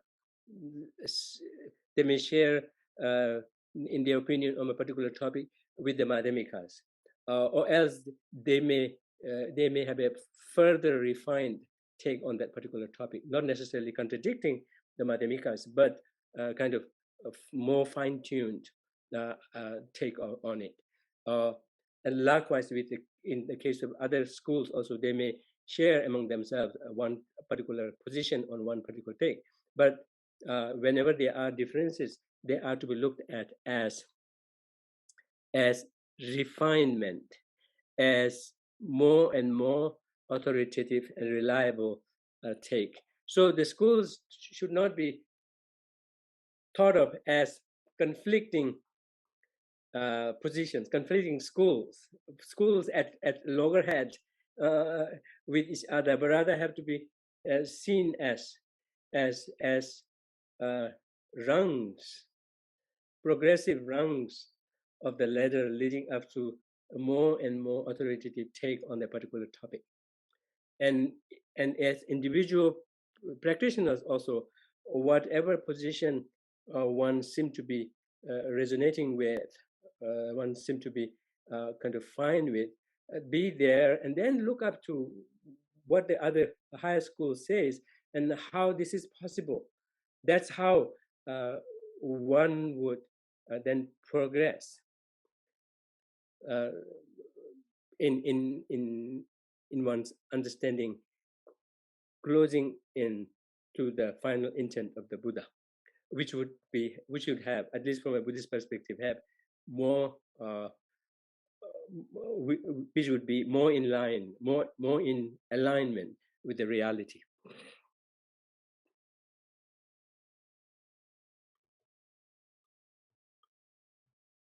So that said, even in the realm, even in the context of mind, very often you have heard His Holiness the Dalai Lama also shed light on this very clearly, saying when it comes to speaking of grossness, we can speak of or subtlety. We can speak of subtlety in four grades. In four grades, he would begin with gross, subtle, right? Subtler and subtlest. Or in some cases, he would say gross, subtle, subtlest, and the subtlest within the subtlest, because he would reserve subtlest, the first level of subtlest, for the nangche topsum, for the mind state during the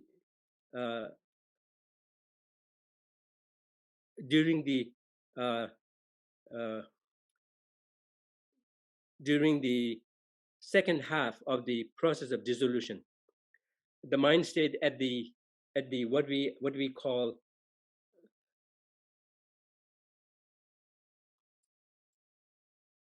now of appearance, increase, and near attainment. Yeah, mind states in those three stages before hitting the actual death state of the dissolution process. He would put them into the subtlest one, because they are very subtle, much subtler than what we may have ever experienced in our life, unless one has trained in the tantric practices in kind of really activating them, actualizing them in wakeful time. Otherwise, they kind of only happen during those very almost penultimate death process, or else in situations where we would be completely without any control over ourselves, in certain states like being fainting, etc., etc. And then he would consider that the mental state in dream state as subtle or subtler, and the ones on our regular usual wakeful states as gross. And then the subtlest one is the time of death, right? The actual subtlest clear-light mind of death. So progressively, there would be less and lesser contact, and possibly when we hit, even before hitting the subtlest clear-light mind, when we hit the three nangje totem, the three mind states of nangwa, of appearance, increase, and near attainment, there might be hardly any contact or any connection with the physical body that we know of. Now, that said, even from a clinical point of view, when somebody is clinically dead, clearly clinically dead, one could find occasions when someone's body would still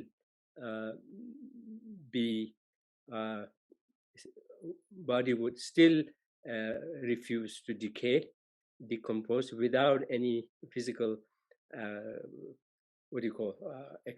technological help, technological systems to support it. And and then someone could stay in that state for long. Historically, there were people who would stay a month or even beyond. But even in our time, recently as maybe 5 years, or even very recently, some have stayed for a week, but some even beyond 20 days, including His Holiness's own senior tutor, whose body remained intact for 13 days. Yeah, that was in Dharamsala, and the local doctors were called in, and they clearly declared him clinically dead, but his body was not showing any sign of any decay, whatnot. It might have been even glowing more, with more luster and more glow than in usual times. So that said, we're pointing to how, even after clinical death, the mind having subsided from its grosser level, even progressively to a subtle level, and eventually at a point when there is hardly any connection or hardly any brain activity, if you will, etc., then there could still be any of those three subtlest minds before hitting them, the subtlest among the subtlest, the clear-eyed mind. And there are signs when we say that the subtlest mind had left the body, then one could see signs of fluids coming through the orifices, and the body kind of right away giving up in terms of maintaining its luster and whatnot. So there are even physical signs there, and these days some devices, medical devices, have been left with the medical center in Dharamsala, with people trained in how to use that, and they are kind of alerted whenever there are such situations, such situations happening, and they would with respect go and put the electrodes on the body, and then register any sign of movement, any sign of any kind of a remaining residual physical activity, whatnot. There was a nun who remained for quite a long. There was also a mother, a lay mother, who was known to be very religious in her active life, who remained in the state for almost a week or beyond in Dharamsala. And then this another nun, I think might have been in Tilokpur area, whose body also remained in what we call state, in Tuktam state, for quite a considerable length of time.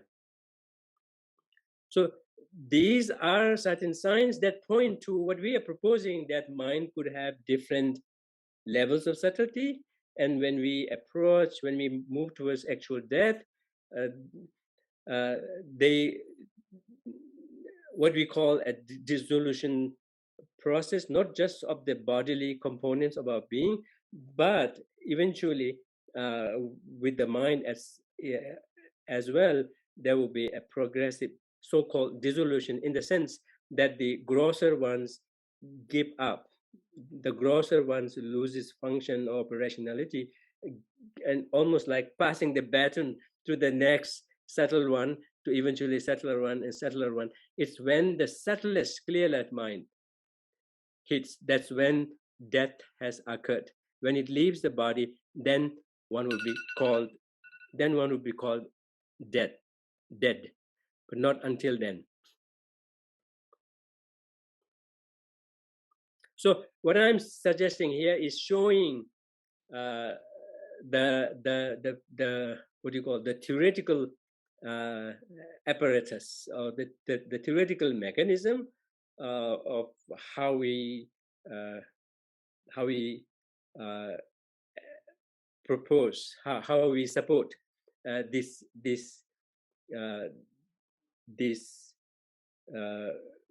postulation of how mind and body are two entities, and how within the mind there can be levels of subtlety, and how during the process of that that subtlety kind of really plays out in actual process of death. And there are these physical or actual, if you will, what is the term? I used it a short while ago. That's changed. Yeah. What do you call? Not episode. What is the scientific term? When you have research data, then you will call that something. But when you have stories about happenings, what do you call that? Anecdotal. Yes, I used it somehow. See, yeah. So anecdote. So there are anecdotes there. I mean, not anecdote to convey that there is very, very little of them, except no research have been compact research have been done on them. But otherwise, this is quite plenty.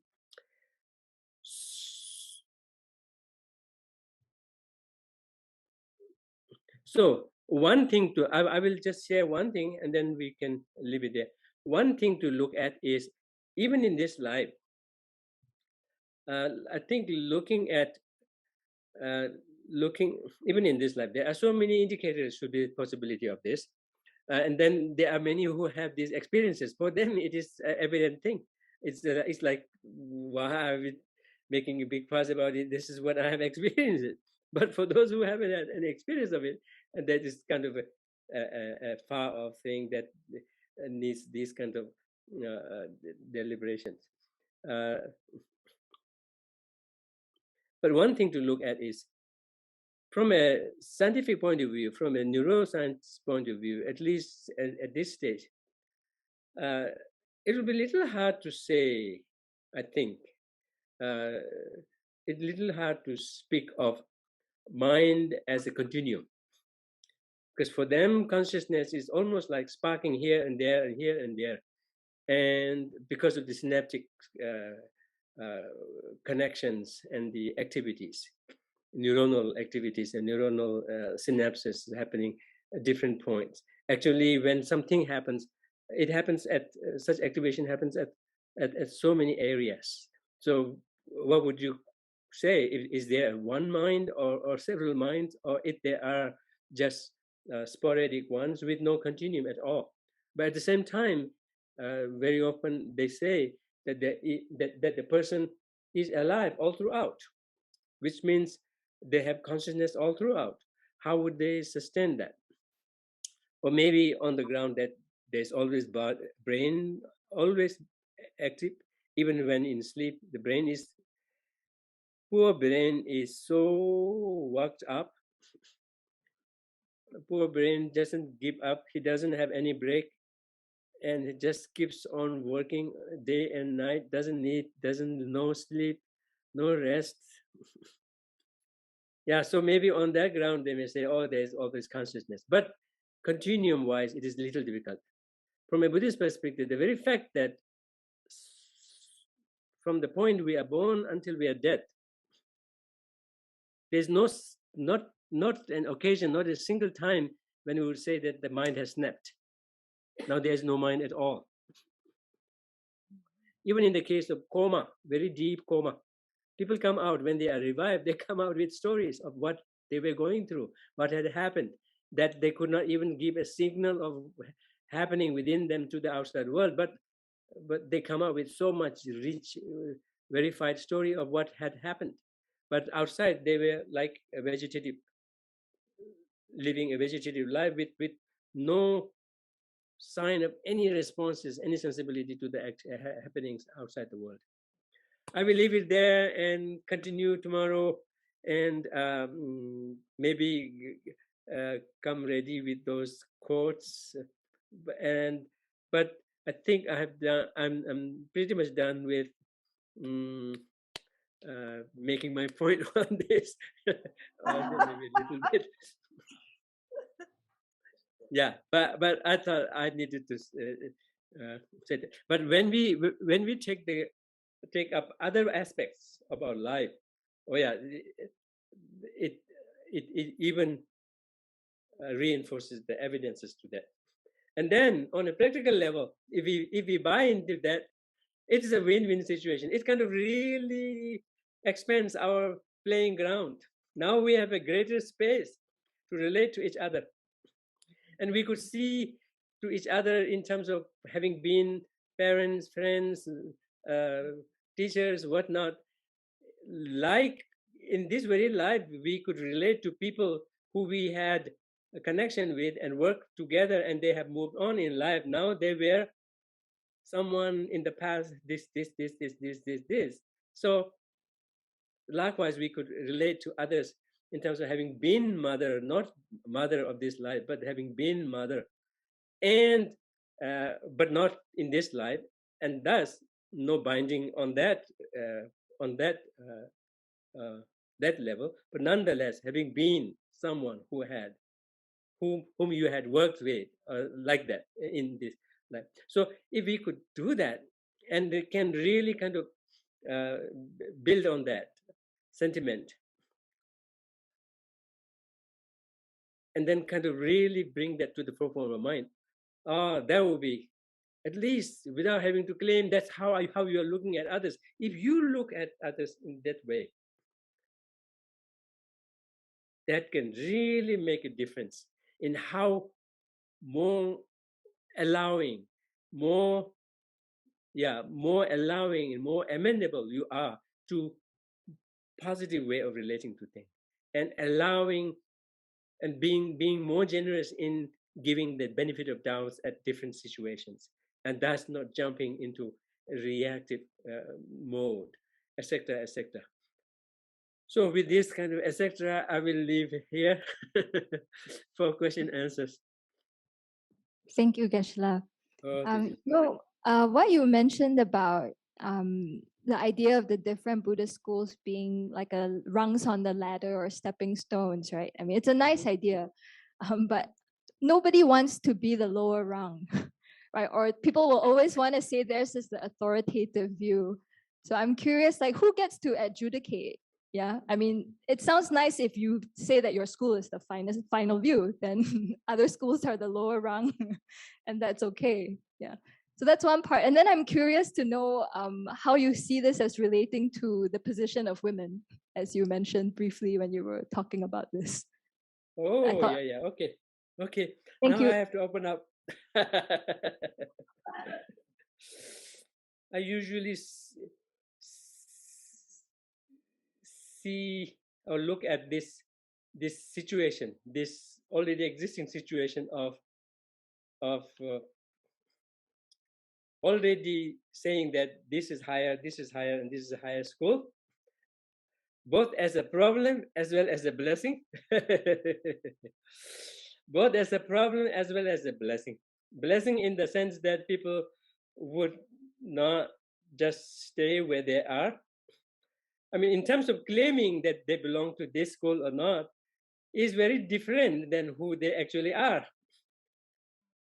So they can be Vaibhashikas, but claim to be Madhyamikas, and they will be in witness to themselves. And that's how, if they are sincere with themselves, then knowing that there is a higher school to look up to that I outwardly claim to be, but deep down I find myself struggling with the position of this, it's a good thing. One has to be very sincere with one's practice. There's no room for faking up in Dharma practice. It doesn't get one anywhere. And either one knows this beforehand right away, or one will have to know this hard way. When everything hits the rock, right? When the rubber hits the road, then one will know. Then one will know, yes, mere claiming is not enough, right? One has to develop.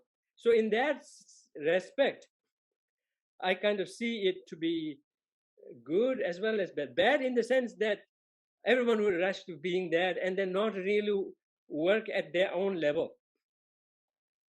But at the same time, if they want, even knowing what is the strata, right? What is the strata look like? Even then, they could work on themselves. But if they get carried away, allow themselves to be carried away by the mere claim, and be able to really do a good job in almost lip syncing prasangika madhyamika position. It is almost lip syncing, because you may be saying it in your own words, but it doesn't mean anything. Then it's like reading those texts, right? It doesn't touch yourself. But if you do that with the sincere urge and sincere longing that may I really bring it to bear on my actual feeling or not, then yes, that could also be done. So I don't see anything wrong with that. Particularly, I look at the past masters a little differently. Like in the case of Asanga, we say his particular text, like Dodeje and others, those are in the spirit of Chittamatra or Yogacara Madhyamika, like that. But he himself belongs to Prasangika Madhyamika.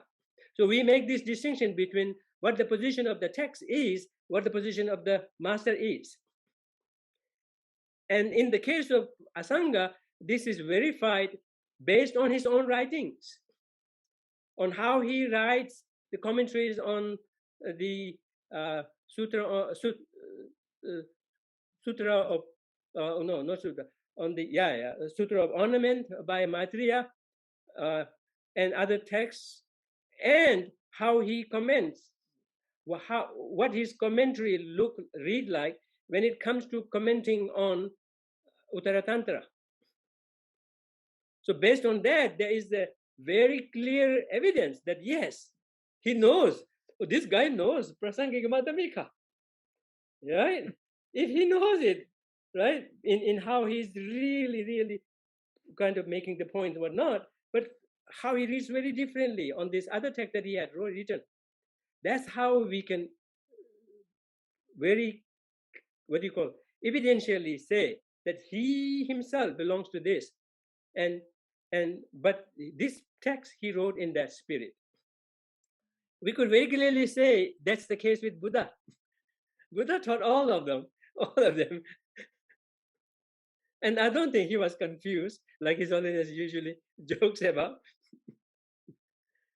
And each of these positions has, from a Buddha's point of view, from Buddha's presenting point of view, each of these seemingly contradictory, right, positions, at least at the time when he taught them, had its practical relevance in it, how it resonated with the person he was telling, and how that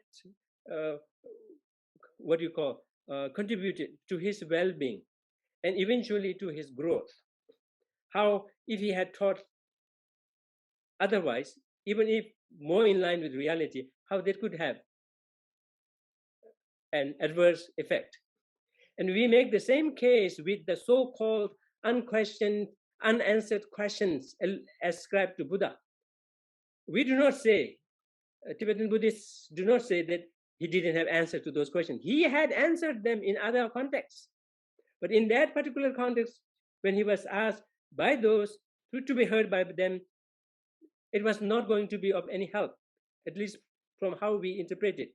He saw that it was not going to be of any help to to stick to the ultimate ultimate position, rather kind of provisionally say it or not say anything.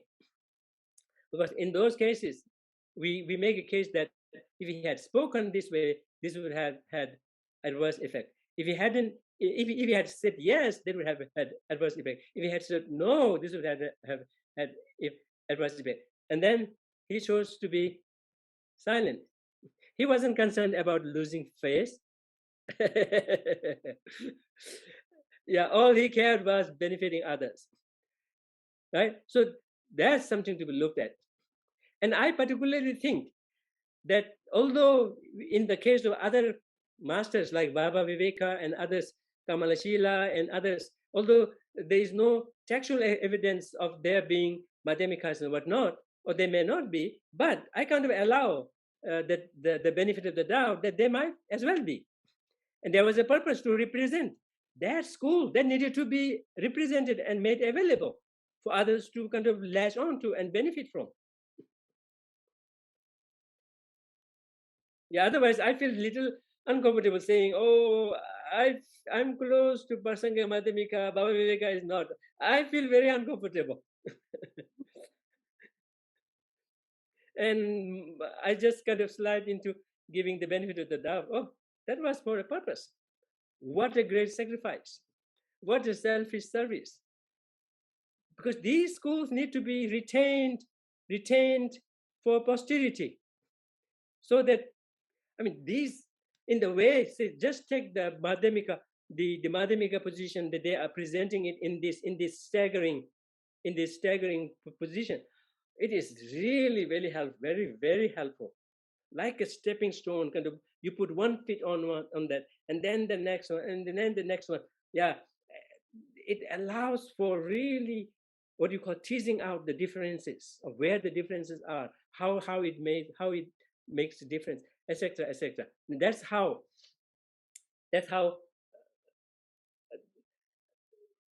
there is a case to be made in how those teachers stuck with those positions. So I personally think those who really came to those frontliners,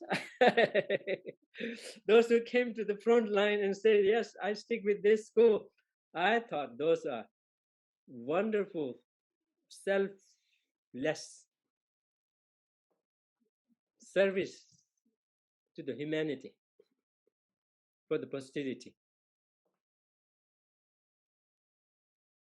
Now, that said, coming to the position of the women, it's a little different story, thinking of how things have not changed.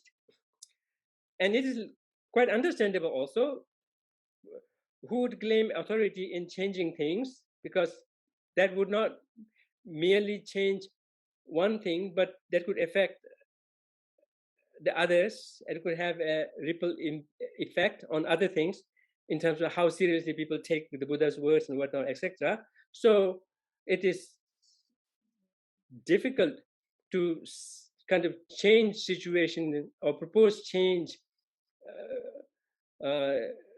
on the status or the position or the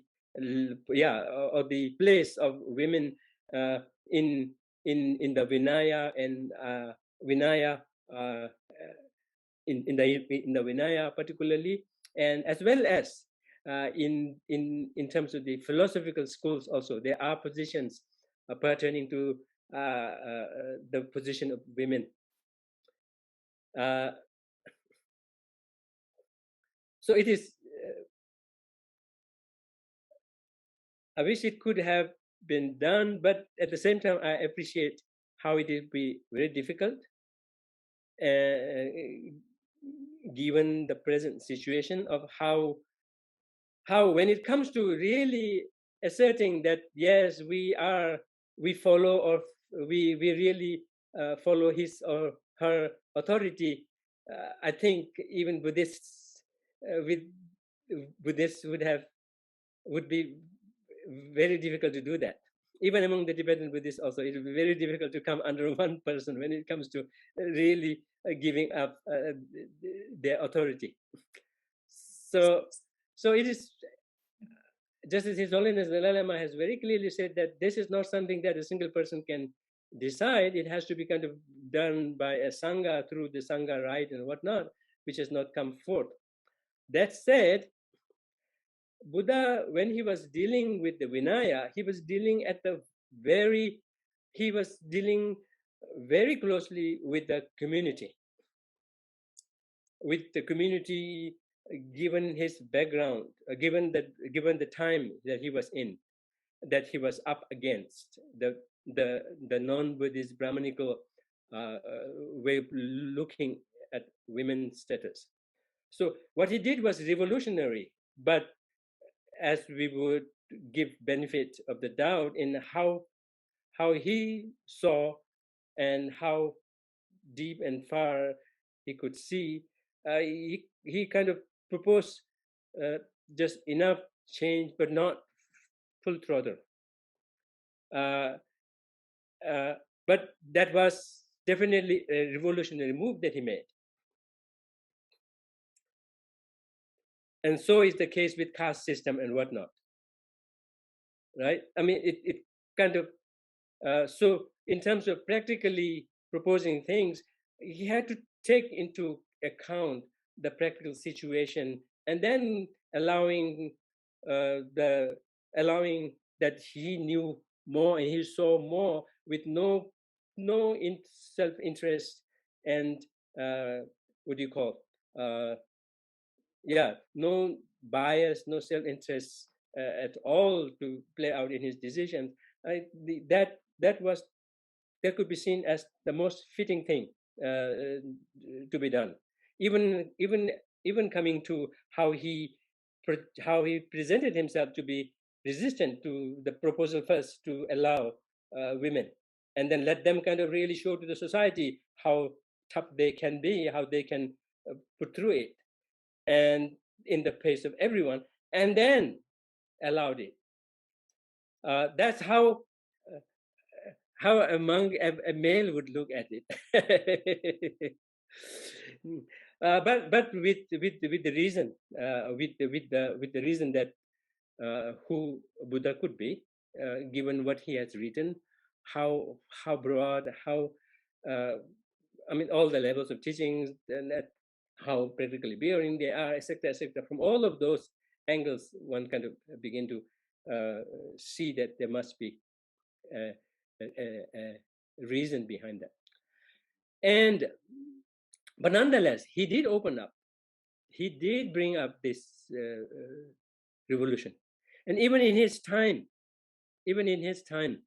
there were women arhats, so many of them. So that all happened by opening the Sangha to them, and then by their own achievement, make it known to the society what could be achieved, what they are capable of, despite what the society was given to, fed, to believe in all those years. That said, when it comes to the principles of Buddhism, there was no, the practical thing is different in terms of really taking into account how much would fit in, how much would be the right way, right push. But when it comes to principles, right? When it comes to principles, again, at the sutra level, right from very beginning, he said, men, women, no difference in terms of the possibility of becoming Buddha, full awakening. But at the sutra level, which is more common with the general people, right? General people, and with people, what do you call, even in terms of confidence, reliance, obedience to him, not as much as someone could be at the advanced tantric levels with their own awakening, etc. kind of really verified his teachings, whatnot. So to them he taught, although women can become fully awakened Buddha, but they would only do so in male's body. From 100 lives, from 100 lifetimes to Buddhahood, then they would have to rely on male's body. But nonetheless, the same being is the same being who becomes a Buddha. Now, when it comes to the Tantra, where you could see those who are following him, those who are with him, could be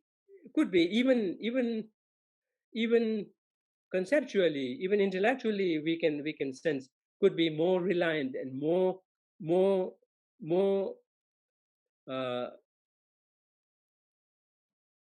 confident in Buddha, and because of that, Buddha could push his core intention, what he actually had in his heart. So there, not only women can attain Buddhahood in women's body, he even put in place a special precept. You know that in the tantric system, when it comes to precepts, there is no such division between women precepts and male precepts. There is no such thing. It's the same common precept. It's almost like gender bias has been deleted there. Whereas when at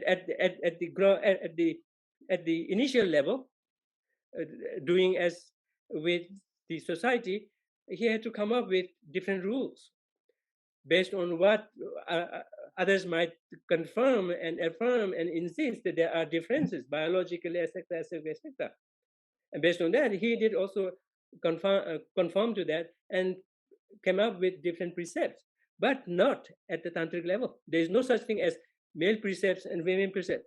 On top of that, he put in place one precept specifically saying, despising women on the ground of their being women is a rude transgression. So that's what I meant. That even on this topic of women's position, one could see how going up the ladder, you could see the core intent of what Buddha held in his heart. Just as we can see in the philosophy, in the postulation of the reality as well. So I think I will stop here. I have to stop here.